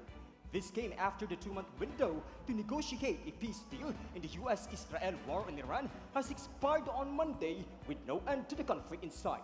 However, in an interview with Fox News, an Iranian official responded that it would shift to a fully offensive stance if the peace talks with the United States failed.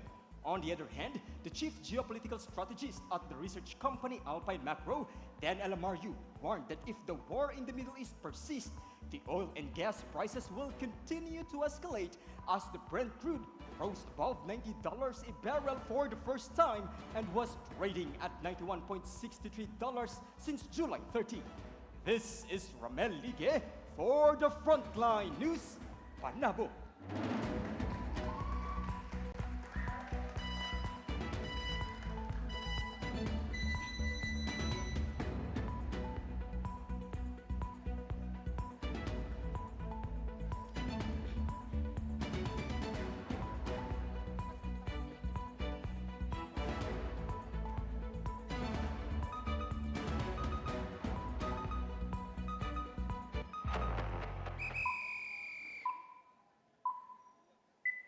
Para sa Balitang Nasyonal, sa pagbubukas ng PAC Silicas sa Pinas, libo-libong dekalidad na trabaho naghihintay sa mga manggagawang Pilipino.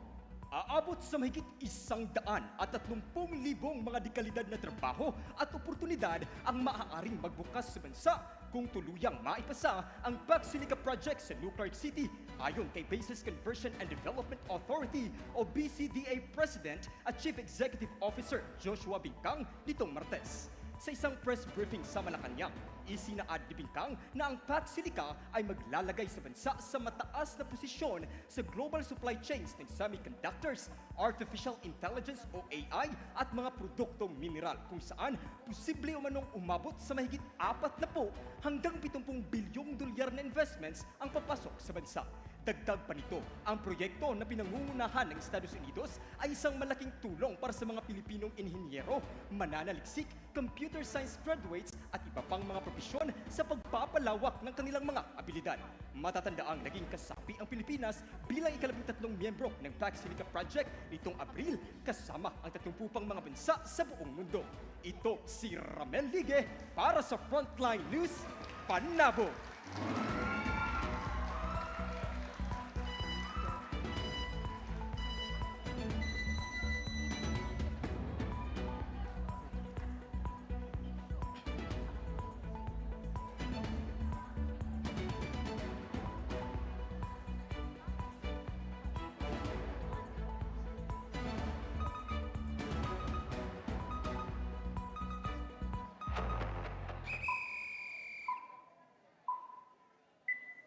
Alang sa balitang lokal, libuan ka Panabowans nakabenepisyo sa tulo ka adlaw nga Rice and Fuel Subsidy Program sa LGU Panabo.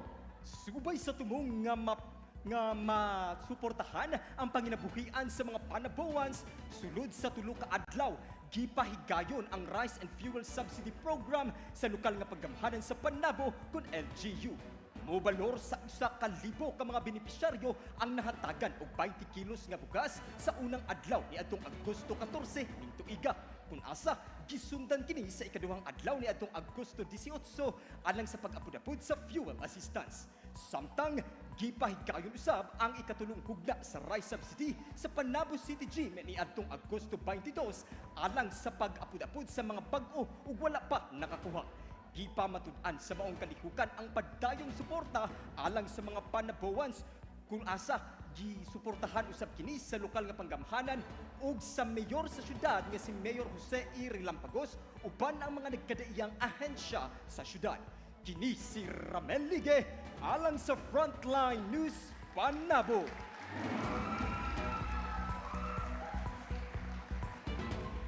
Entry number 12, Reafi Medico from City College of Davao.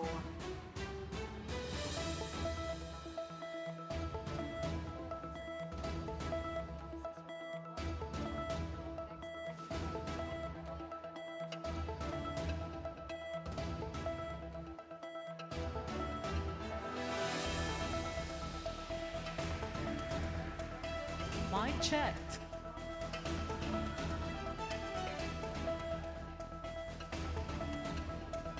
Mic checked. Mic checked.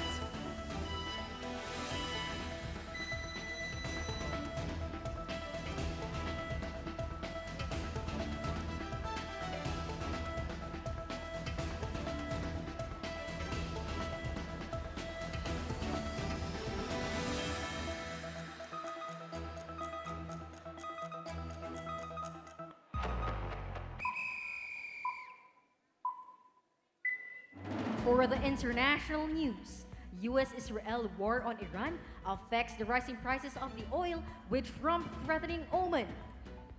Oil prices have risen after the U.S.-Israel war on Iran. The chief geopolitical strategist Don Almario warned that if there were no end to the fighting in the Middle East, energy prices could see a double whammy from that combined with Russia's ongoing war in Ukraine.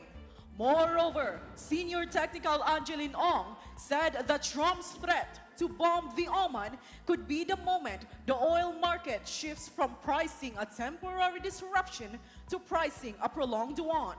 In an interview with Fox News, U.S. President Donald Trump demanded Tehran to put the white flag of surrender. However, Trump made a deal against Oman as he struggles to draw the conflict to a close almost 6 months after it began. This is Rhea Medical for the Frontline News Panabo.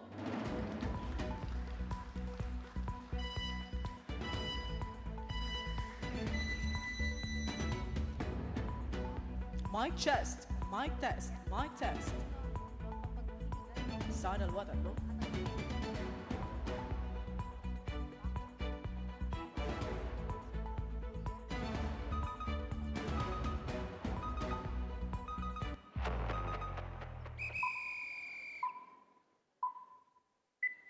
Para sa Balitang Nasyonal, proyektong Pax Silica makapagbibigay ng mahigit 130,000 trabaho sa mga mamayang Pilipino? Ang Estados Unidos ay naglungsad ng inisyatibong Pax Silica. Sa kasalukuyan, kaalyado dito ang 30 bansa, kabilang na ang Pilipinas. Katunayan, mabubuo ito ng may 1,619 na ektarya sa siyudad ng New Clark, Luzon. Dagdag pa rito, ayon sa Bases Conversion and Development Authority o BCDA, mahigit 130,000 ang trabaho na maaaring maibahagi para sa mamamayang Pilipino. Samantala, ilan sa mga mamamayan ang tutol sa nasabing proyekto. Ngunit, iginiit ni BCDA President and Chief Executive Joshua Bingkang ang mga aligasyong ito. Ayon sa kanya, hindi ito makakaapekto sa mga nasabing issue sa kakulangan ng tubig o maging sa mga tribo. Ako, si Rhea Medico, para sa Frontline News Panabo.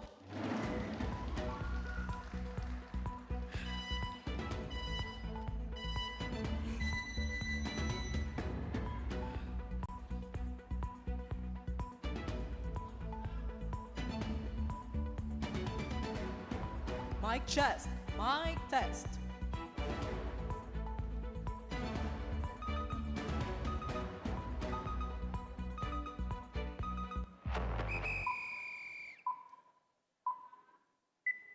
Alang sa balitang lokal, giyapudapod sa lokal nga panggamhanan sa Panabo ang pagpatuman sa programang Rice and Fuel Subsidy.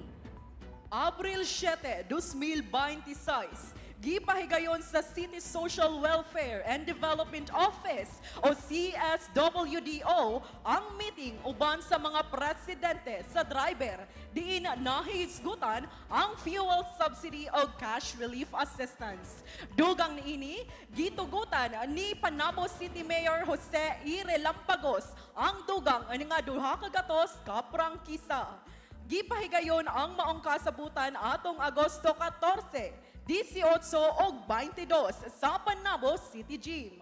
Ang maong programa gitugutan human maaprubahan ang Resolution o number 417 Series of 2026 nga gikuha gikan sa pondo sa City Disaster Risk Reduction and Management Office. Kini si Rhea Medico, alang sa Frontline News Panabo. Entry number 13, Clark Jones Sulon from Marinol College of Panabo.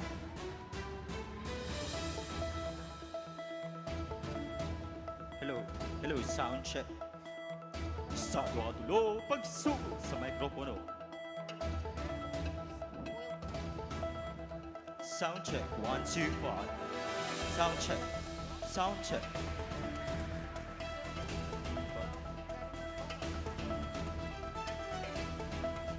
Mic testing, mic testing, mic testing.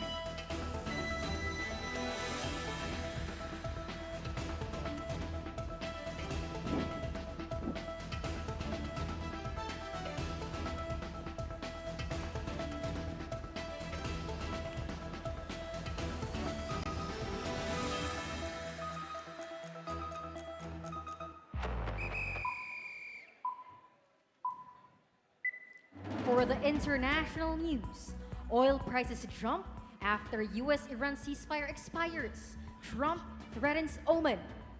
U.S.-Israel war with Iran was causing oil pricing higher. In Fox News interview, Donald Trump demanded Tehran to put up white flag to surrender.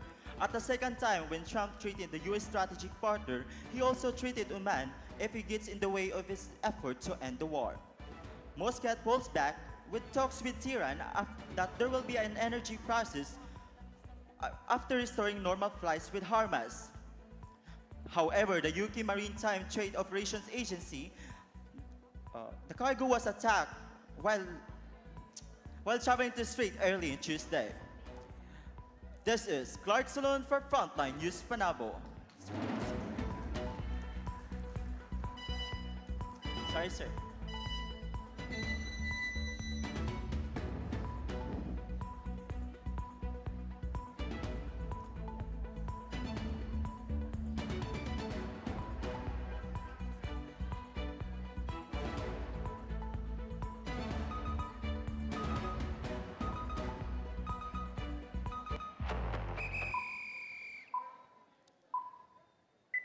Para sa Balitang Nasyonal, Pac Silica Project kaya gumawa hanggang 130,000 high-quality jobs ayon sa Basis Conversion and Development Authority. Ang Business Conversion Development Authority or BCDA ay nag-ulat noong Huwebes na sobra 130,000 na trabaho dito sa Pilipinas ang kaya isagawa mula sa Pac Silica Development sa New Clark City. Ito ay oportunidad sa mga Pilipino tulad ng engineers, researchers, computer science graduates at iba pang highly skilled professionals na kaya gumawa ng proyekto dito sa bansa. Ayon kay Bingkang, presidente ng BCDA, ang proyektong ito ay upang maipakita kung gaano kahusay ang mga Pilipino pagdating sa high-tech and advanced development. At bago simula ng mga proyekto, ay kailangan muna makasecure ng Environmental Compliance Certificates or ECCs upang ito'y legal. Para sa Frontline News Panabo, ito si Clark Salon.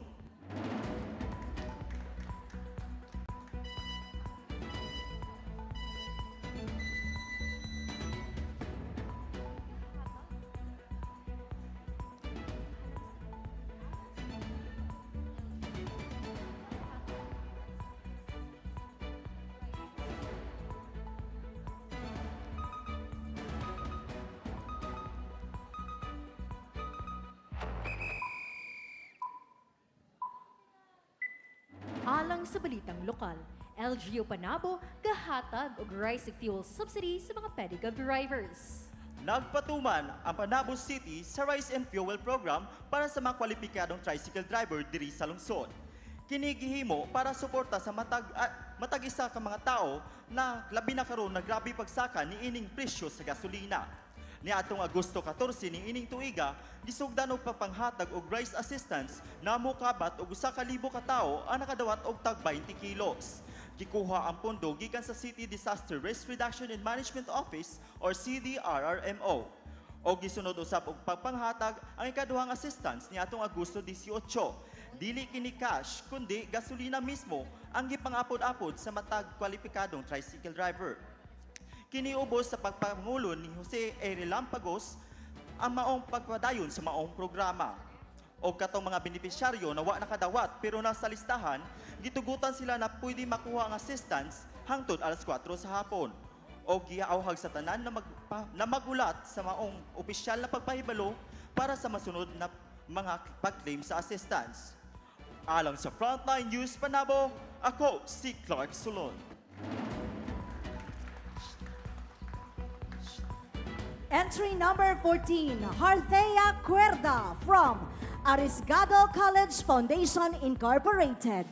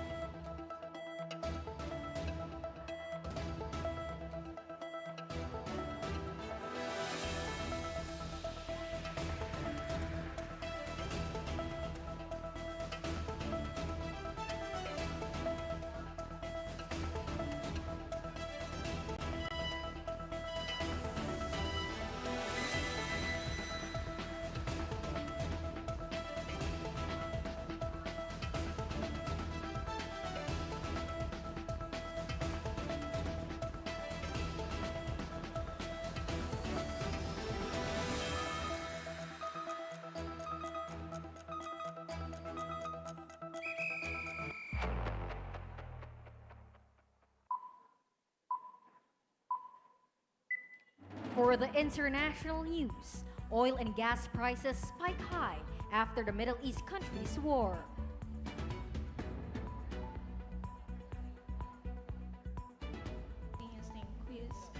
Mic test, 1, 2, 3.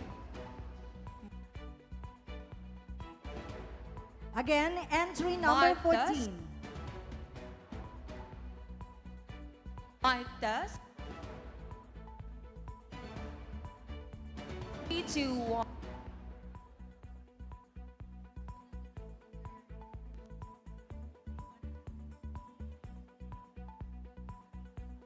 Mic test, 1, 2, 3.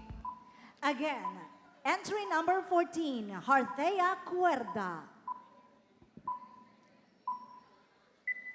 For the international news, oil and gas prices spike high after the Middle East countries' war. Oil prices have continuously increased due to the peace deal negotiation of Iran and U.S.-Israel war, affecting the global energy market. According to senior technical analyst Angeline Ong, U.S. President Donald Trump threats will more likely the signal of prolonged prices spike of gas and oil around the world. Also, Iran would shift into aggressive and offensive military stance by attacking the cargo ships traveling through the Strait Hormuz. The escalation of Middle East countries fighting and Russia's ongoing war in Ukraine continued to persist. The energy market expected oil prices to remain higher. This is Harthea Cuerda for the Frontline News, Panabo.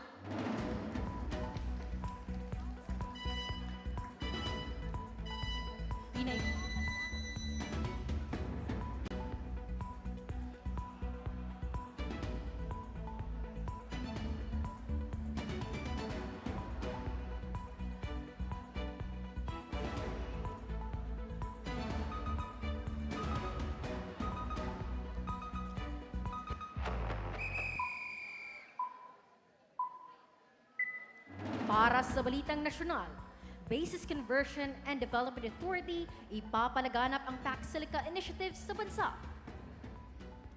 Pinaiting ng Basis Conversion and Development Authority o BCDA ang pagpapatupad ng Paxilica Initiative sa New Clark City na naglalayong magbigay na mahigit 130,000 na trabahong malaki ang sahod para sa mga Pilipino.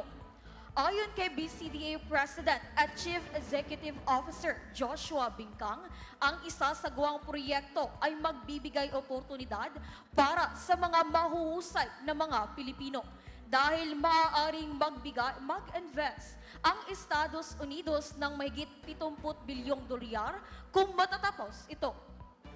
Ipinangako naman ni Bingkang na ang initiative na ito ay purely commercial at hindi gagamitin para sa ikakasamahan ng bansa. Harthea Cuerda para sa Frontline News, Panabo.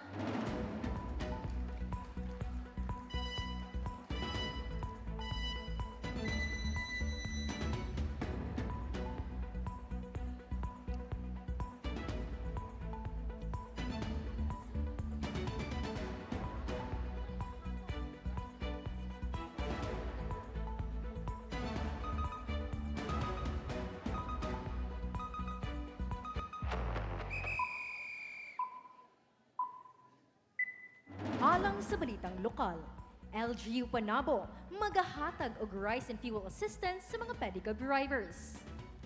Gipasundayag sa lokal na panggamhanan sa Panabo ang paghatag og fuel and rice subsidy alang sa mga pedicab drivers sa syudad. Isip suporta para mapagaan ang pinansyal na kabugaton tungod sa pagtaas sa presyo sa gasolina. Gisugdan ang unang batch ni adtong Agosto na pulog upat 2026 diin usa ka libo ka benepisyaryo kay makadawat og 20 ka kilos nga bugas og fuel assistance pinaagi sa gitakdang gasoline station. Pero alang makakuha dapat kumpleton usa ang verification o registration matag usa. Sa pinaagi ni ining programa, daghang katawhan ang natabangan sa LGU Panabo ubos sa pagpangulo ni City Mayor Jose Irilampagos. Gi-anunsyo usab sa opisyal na ang publiko nga magulat sa pahibalo sa sunod nga adlaw sa pag-claim sa mga assistance. Kini si Thea Cuerda alang para sa Frontline News Panabo.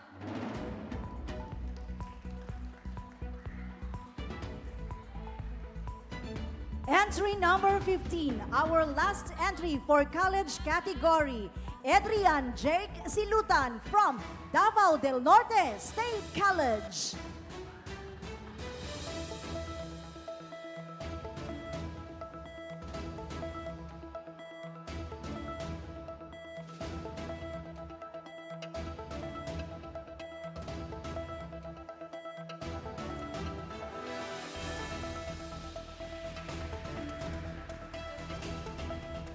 Testing. Mic testing. Testing. Mic testing.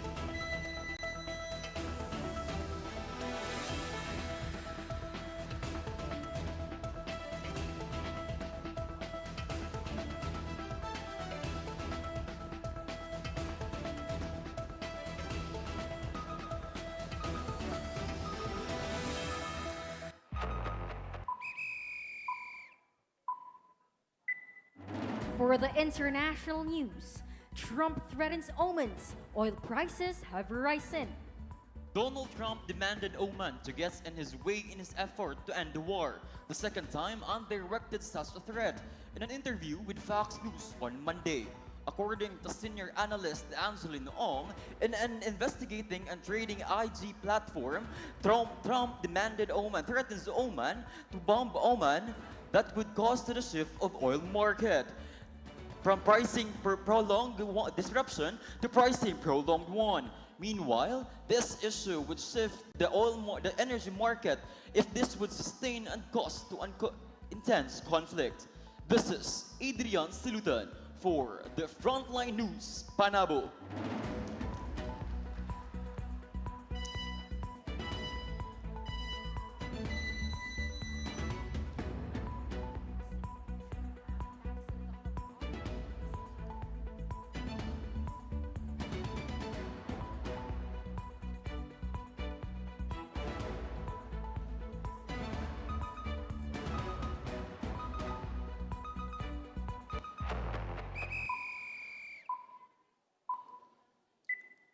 Para sa Balitang Nasyonal, PAC Silica Hub Project isinisulong. Iginiit ng Basis Conversation and Development Authority o BCDA sa pagpapatupad ng PAC Silica Hub na umano'y umabot ng 130,000 high-quality jobs para sa mga Pilipino sa ginanap na Palace Press Briefing noong Martes sa kasalukuyang taon. Ayon kay BCDA President and Chief Executive Officer Joshua Bingkang, sinisiguro ng administrasyon na mapanatiling ligtas ang implementasyon para sa kalikasan. Samantala, ang contract negotiation ay inaasahan ngayong taon habang target sisimulan ang pagpapatay ng proyekto sa taong 2028. Ito si Adrian Silutan para sa Frontline News Panabo.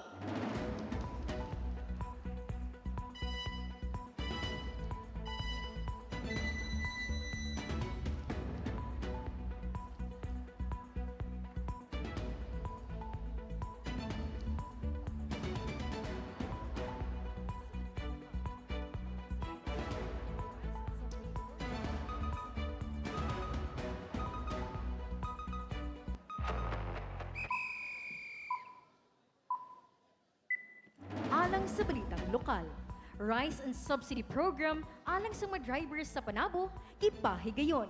Mukabat sa kalibo ka mga pedicab driver ang nakabenepisyo sa 20 kilos nga bugas ug fuel subsidy isip kabahin sa first batch sa maong programa nga gipahigayon sa LGU Panabo niadtong Agosto sa kasamtangang tuig. Kabahin niini ang maong pondo naggikan sa programang Disaster Risk Management Office kon CDRRMO human maaprubahan ang Resolution Number 417 Series of 2026. Ilawom sa pagpangulo ni City Mayor Jose Irilampagos sa maong programa, tumong niini nga mapagaan ang pinansal o kabugaton sa ilang panginabuhian. Kini si Adrian Silutan alang sa Frontline News Panabo.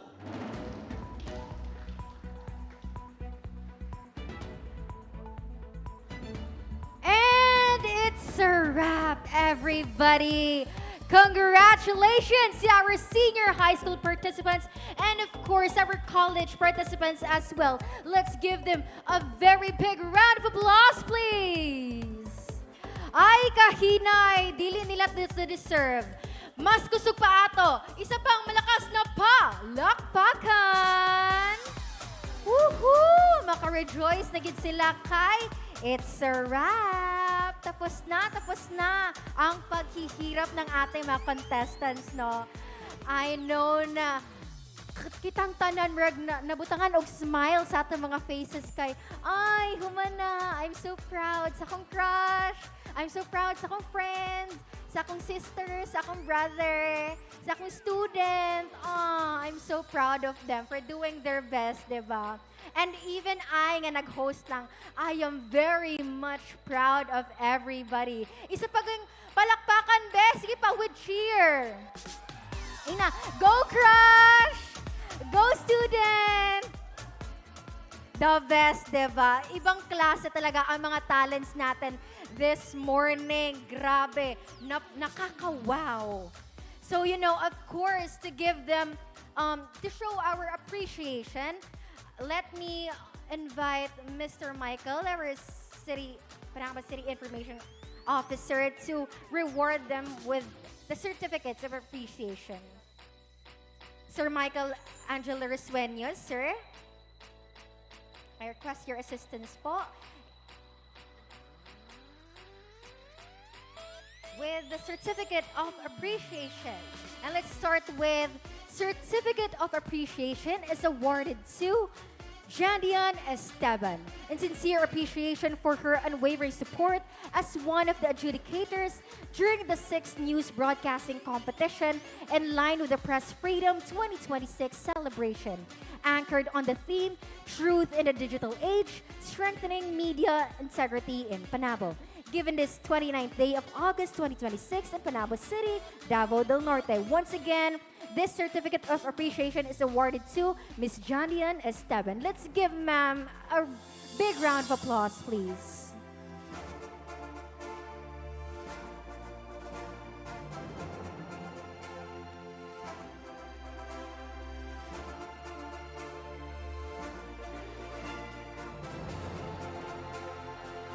Thank you so much, ma'am. Another certificate of appreciation with the same citation awarded to Miss Renalyn S. Barbarona. Let's give her, ma'am, a round of applause.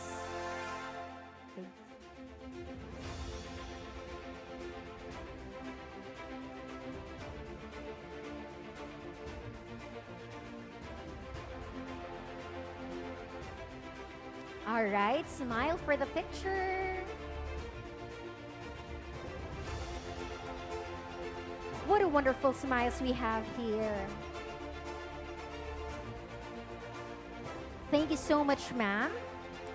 And with the same citation, this certificate of appreciation is awarded to Miss Cheryl B. Espinosa.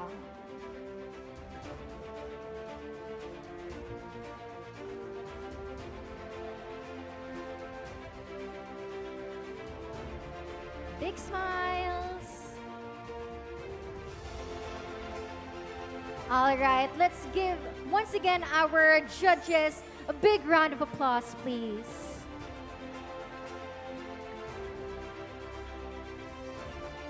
Diba? We've got so much beautiful faces. Ang gaganda ng mga judges natin. Deserve na deserve ang malakas na hiyawan at palakpakan. Yee-hee! Thank you so much, ma'ams.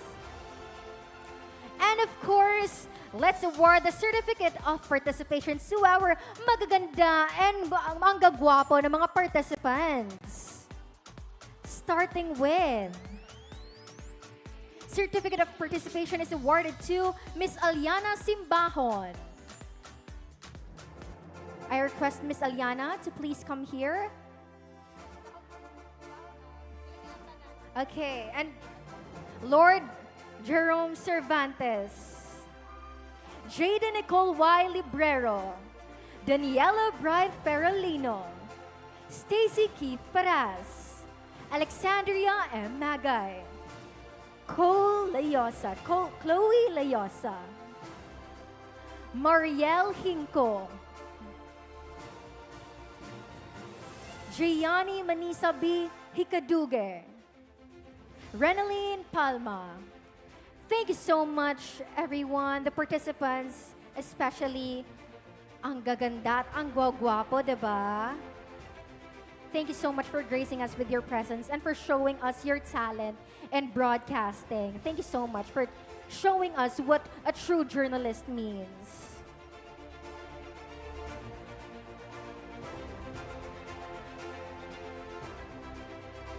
Malakas naman ang palakpakan at hiyawan dyan para sa ating magaganda at ang gagwapo na mga participants from senior high school category.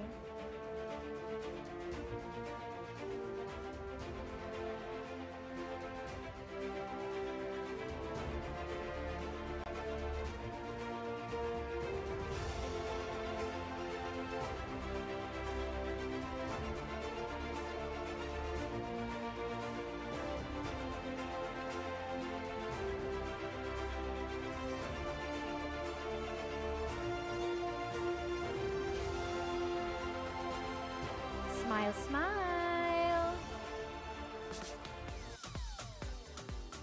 Thank you so much, everyone. And of course, magpapatalo ba ang ating mga college, di ba?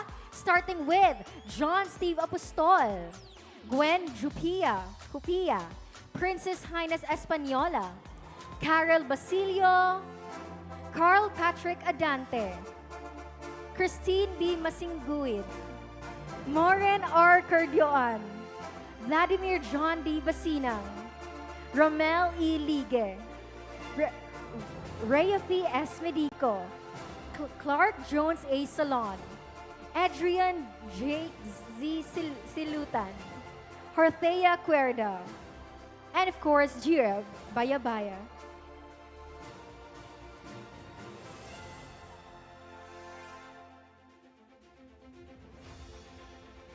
Once again, congratulations and thank you for participating. And I'm sorry for the errors sa pag-pronounce sa name. I'm really sorry po. Duulal ako if gusto pa-pronounce again, I will do it correctly this time. But of course, dili na ma-diminish ang kahawd sa inyong performance. So still, thank you. And a little bit advertisement. I would like to acknowledge the sponsorship of our beloved Executive Secretary, Ma'am Joan Relampagos, for the snacks and the popcorn for all. Thank you so much, ma'am. Love na love talaga ni Ma'am Joan Relampagos ang mga Panaboans. May pa-snacks talaga, of course.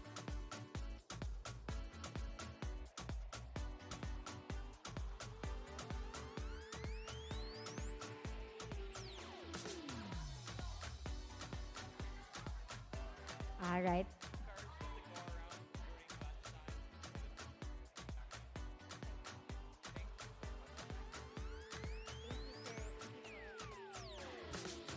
All right. Thank you so much once again, participants, and of course the judges for receiving the certificates. And just like that, we have come to an end of the 6th News Broadcasting Competition. Oy, sa performance lang to ha, kasi may awarding pa po tayo by 2 p.m. ha. Remember, 2 p.m. po ang awarding natin. Don't miss out kasi baka si Crush yung manalo, diba? Magpa-picture tayo mamaya. Diba?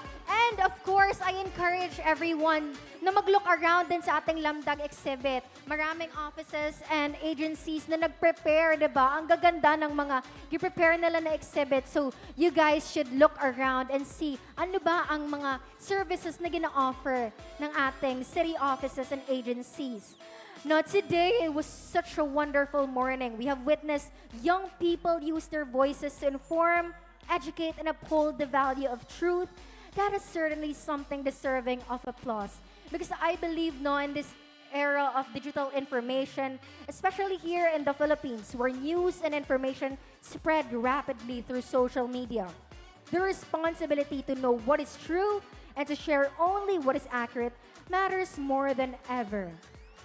And I would like to end this program by saying, in this digital age where information travels faster than ever, our responsibility to tell the truth matters more than ever. Once again, this has been Laurie and Julia Laroa, your Master of Ceremony, saying thank you for joining us in this event and thank you for showcasing your talents, of course, to the participants and to the judges for gracing us with your time and presence. To the staff, to the LGU Panabo, thank you so much po. To the technical team, for the abtik, paspas kaayo na pag-asikaso sa mga technical difficulties. Thank you po, sir, and for the beautiful faces na ako makita karon. Beautiful and guwapo na mga faces. Thank you so much. Thank you so much for making this event possible and for the team that has worked hard. I know na daghan kay preparation para mahitabo lang dyan na event. That's why I wanna express my gratitude. And thank you so much, LGU Panabo, for inviting me as your Master of Ceremony. And that is it. It's a wrap. Magkaon na ta kay gutom na. Na-feel na ako kay nangahubas na mga tao dito sa gym. Thank you once again and good noon. Yee!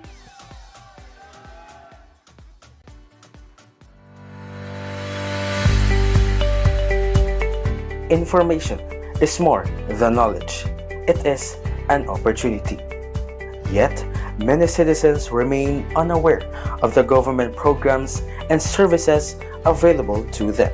To bridge this gap, the city government of Panabo, through the City Information Office, launched Lamdag Government Information Exhibit on August 24, 2022. Named after the Cebuano word na lamdagan, meaning enlighten, Lamdag reflects Panabo City's commitment to building an informed and empowered community. Held every year as part of the Press Freedom Month celebration in the city of Panabo, Lamdag gathers local and national government agencies in one accessible venue. Through interactive exhibits, consultations, and frontline services, citizens can learn about scholarships, employment, healthcare, livelihood opportunities, business support, and social welfare program all in one place. More than an exhibit, Lamdag strengthens transparency, accountability, and the people's right to information. From 2022 to 2025, the city government invested 620,770 pesos to implement the program, covering exhibit preparation, logistics, information materials, and operations, with additional support from private partners. Every investment reflects Panabo City's commitment to making government information accessible to every Panaboan. Over the past 4 years, Lamdag has directly benefited 6,584 residents and reached more than 13,000 indirect beneficiaries. By bringing government services together in one location, the program saved citizens time, money, and effort while improving awareness of available opportunities. Participants' evaluation have consistently received positive ratings, reflecting the program's success in promoting transparency, stronger government collaboration, and active citizen participation. An informed citizen is an empowered citizen. When government information is accessible, opportunities become visible. When citizens are empowered, communities grow stronger.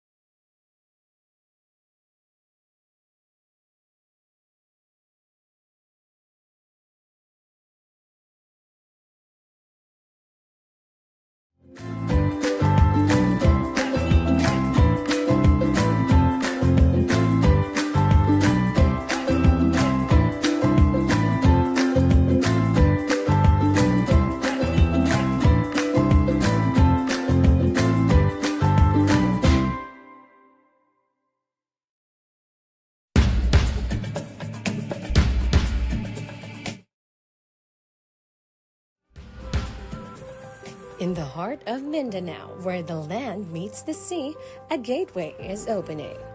This is Panabo City, a first-class component city, visioned to be the agri-industrial gateway to the Philippines and to the world.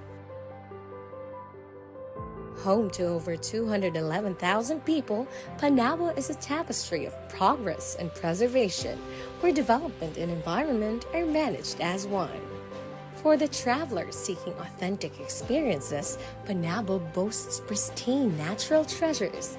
Glide through our tranquil mangrove forest park, a sanctuary for biodiversity. Trek through our upland eco parks, where the air is fresh and the views are breathtaking. From our coastal shores to our fertile uplands, our 251 square kilometers are a playground for nature lovers. And in our waters lies innovation. Our mariculture park is a testament to our commitment to sustainable food production, harnessing the bounty of the sea. But our true strength lies in our strategic position as a gateway.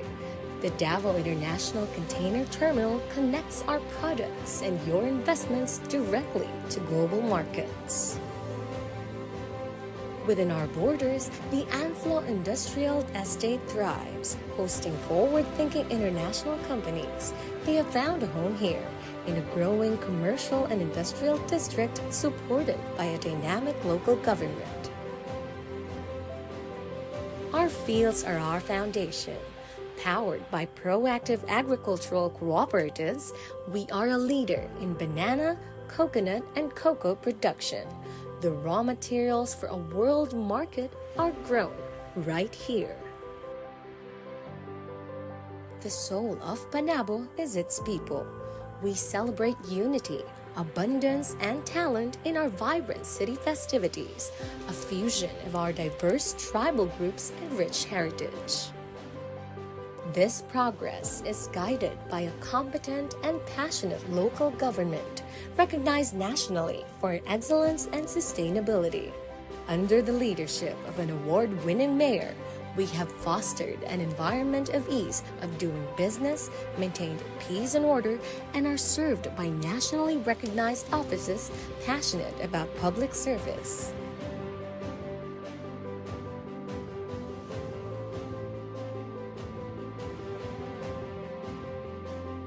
Our most valuable resource is our people. We have built a competent, skilled, and resilient workforce ready to meet the challenges of a global economy. So, whether you are a tourist seeking a new adventure, an investor looking for a strategic and sustainable partner, or a government agency seeking collaboration, Panabo City is ready for you. We are more than just a location on a map. We are a community, an economy, and a gateway to the future. Your gateway grows here. Welcome to Panabo.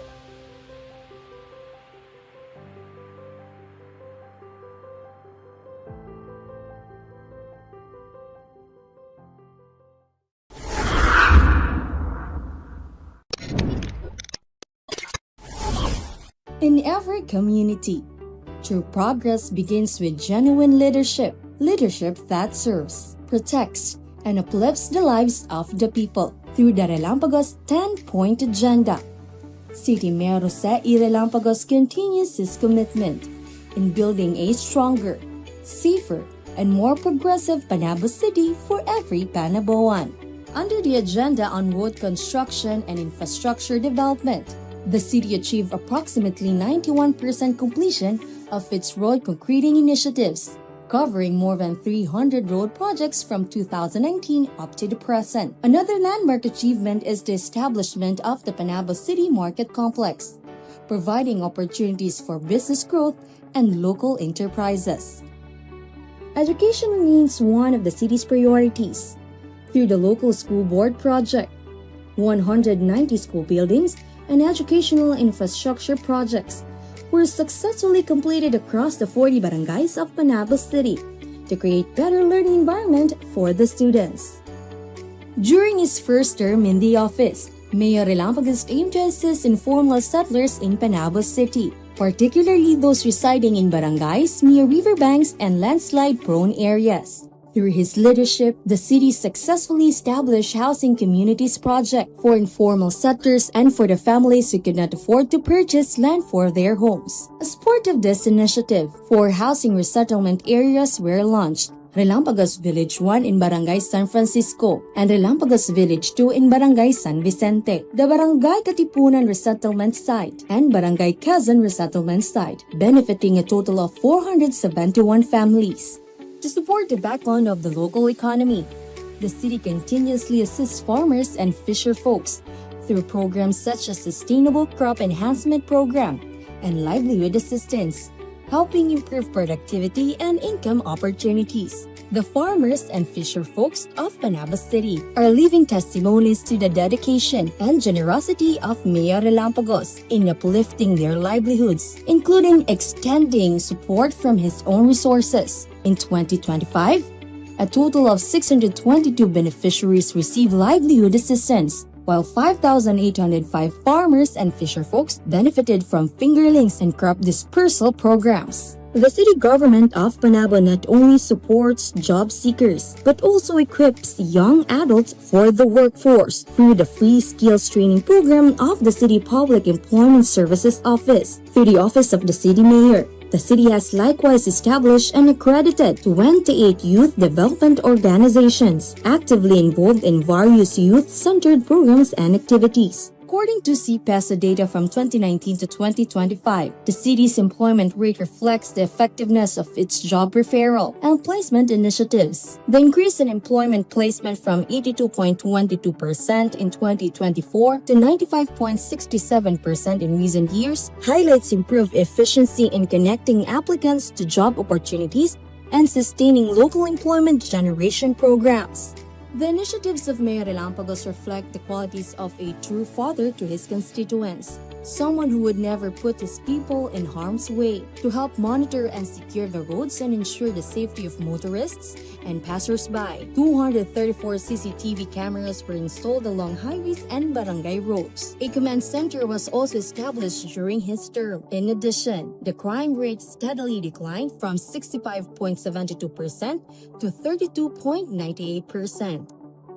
Mayor Relampagos came from a humble family, but this never stopped him from aiming high in life. His experiences inspired him to understand the struggles of the people of Panabo and create programs that help improve their livelihood. One of these initiatives is the Microbiz Incubation Program, or Soft Loan Assistance, which helps individuals start small businesses under the supervision of the CPESO. In addition, the city has 43 cooperatives whose concerns and training programs are supported by the Office of the City Mayor.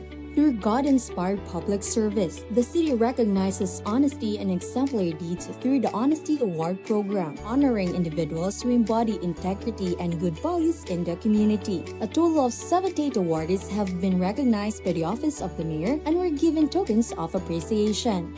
One of Mayor Relampagos' initiatives was the formation of the Task Force Canal, also known as the City Mayor's Canal Team, which is responsible for maintaining the cleanliness of major drainage systems and canals in Panabo. This is a commitment to environmental protection and disaster preparedness by ensuring that drainage systems remain clean and unobstructed, allowing the smooth flow of water during the rainy season. His administration also highlighted the improvement of the Panabo Mangrove Forest Park in Barangay GP Laurel, which serves not only as a tourist destination but also as a protective barrier along the riverside area. For Mayor Relampagos, the health and the welfare of every Panaboan remain a top priority. Through the Servisyong Barangay Oplan Kalinaw program, thousands of residents from all 40 barangays have received essential services such as medical consultations, free medicines, legal assistance, employment opportunities, animal vaccination, and other community services. The Tuli Mo Sagot Ko program also continues to benefit thousands of young Panaboans through free circumcision services from 2021 to 2026. Through compassion, dedication, and genuine public service, the Relampagos agenda continues to bring meaningful programs and lasting progress to the people of Panabo City, proving that true leadership is leadership that serves with the heart.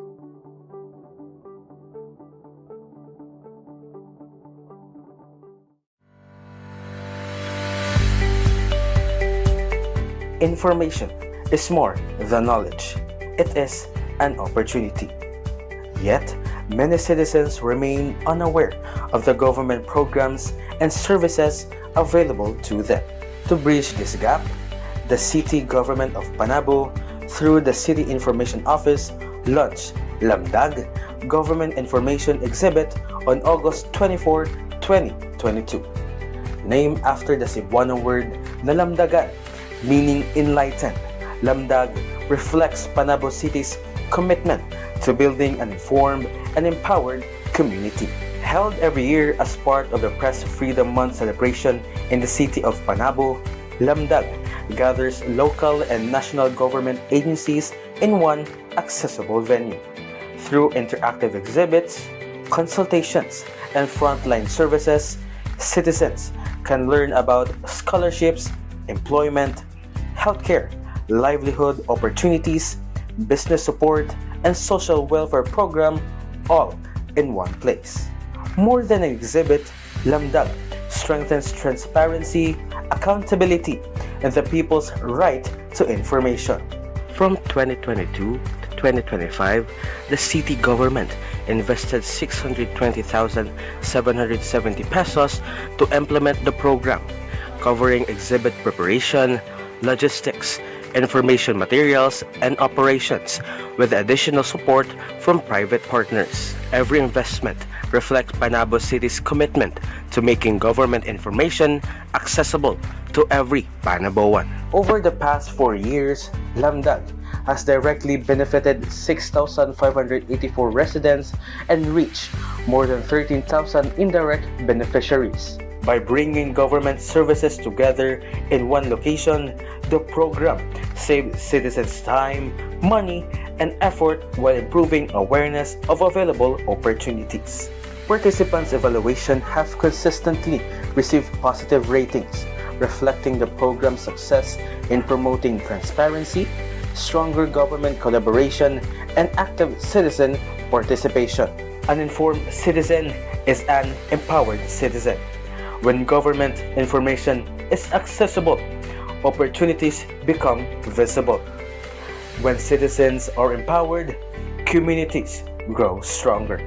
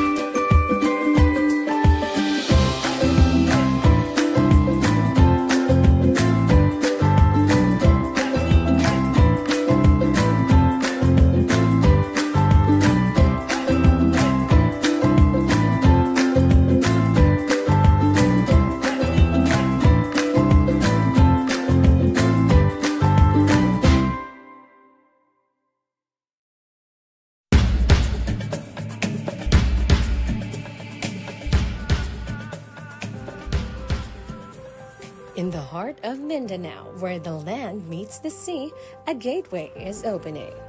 This is Panabo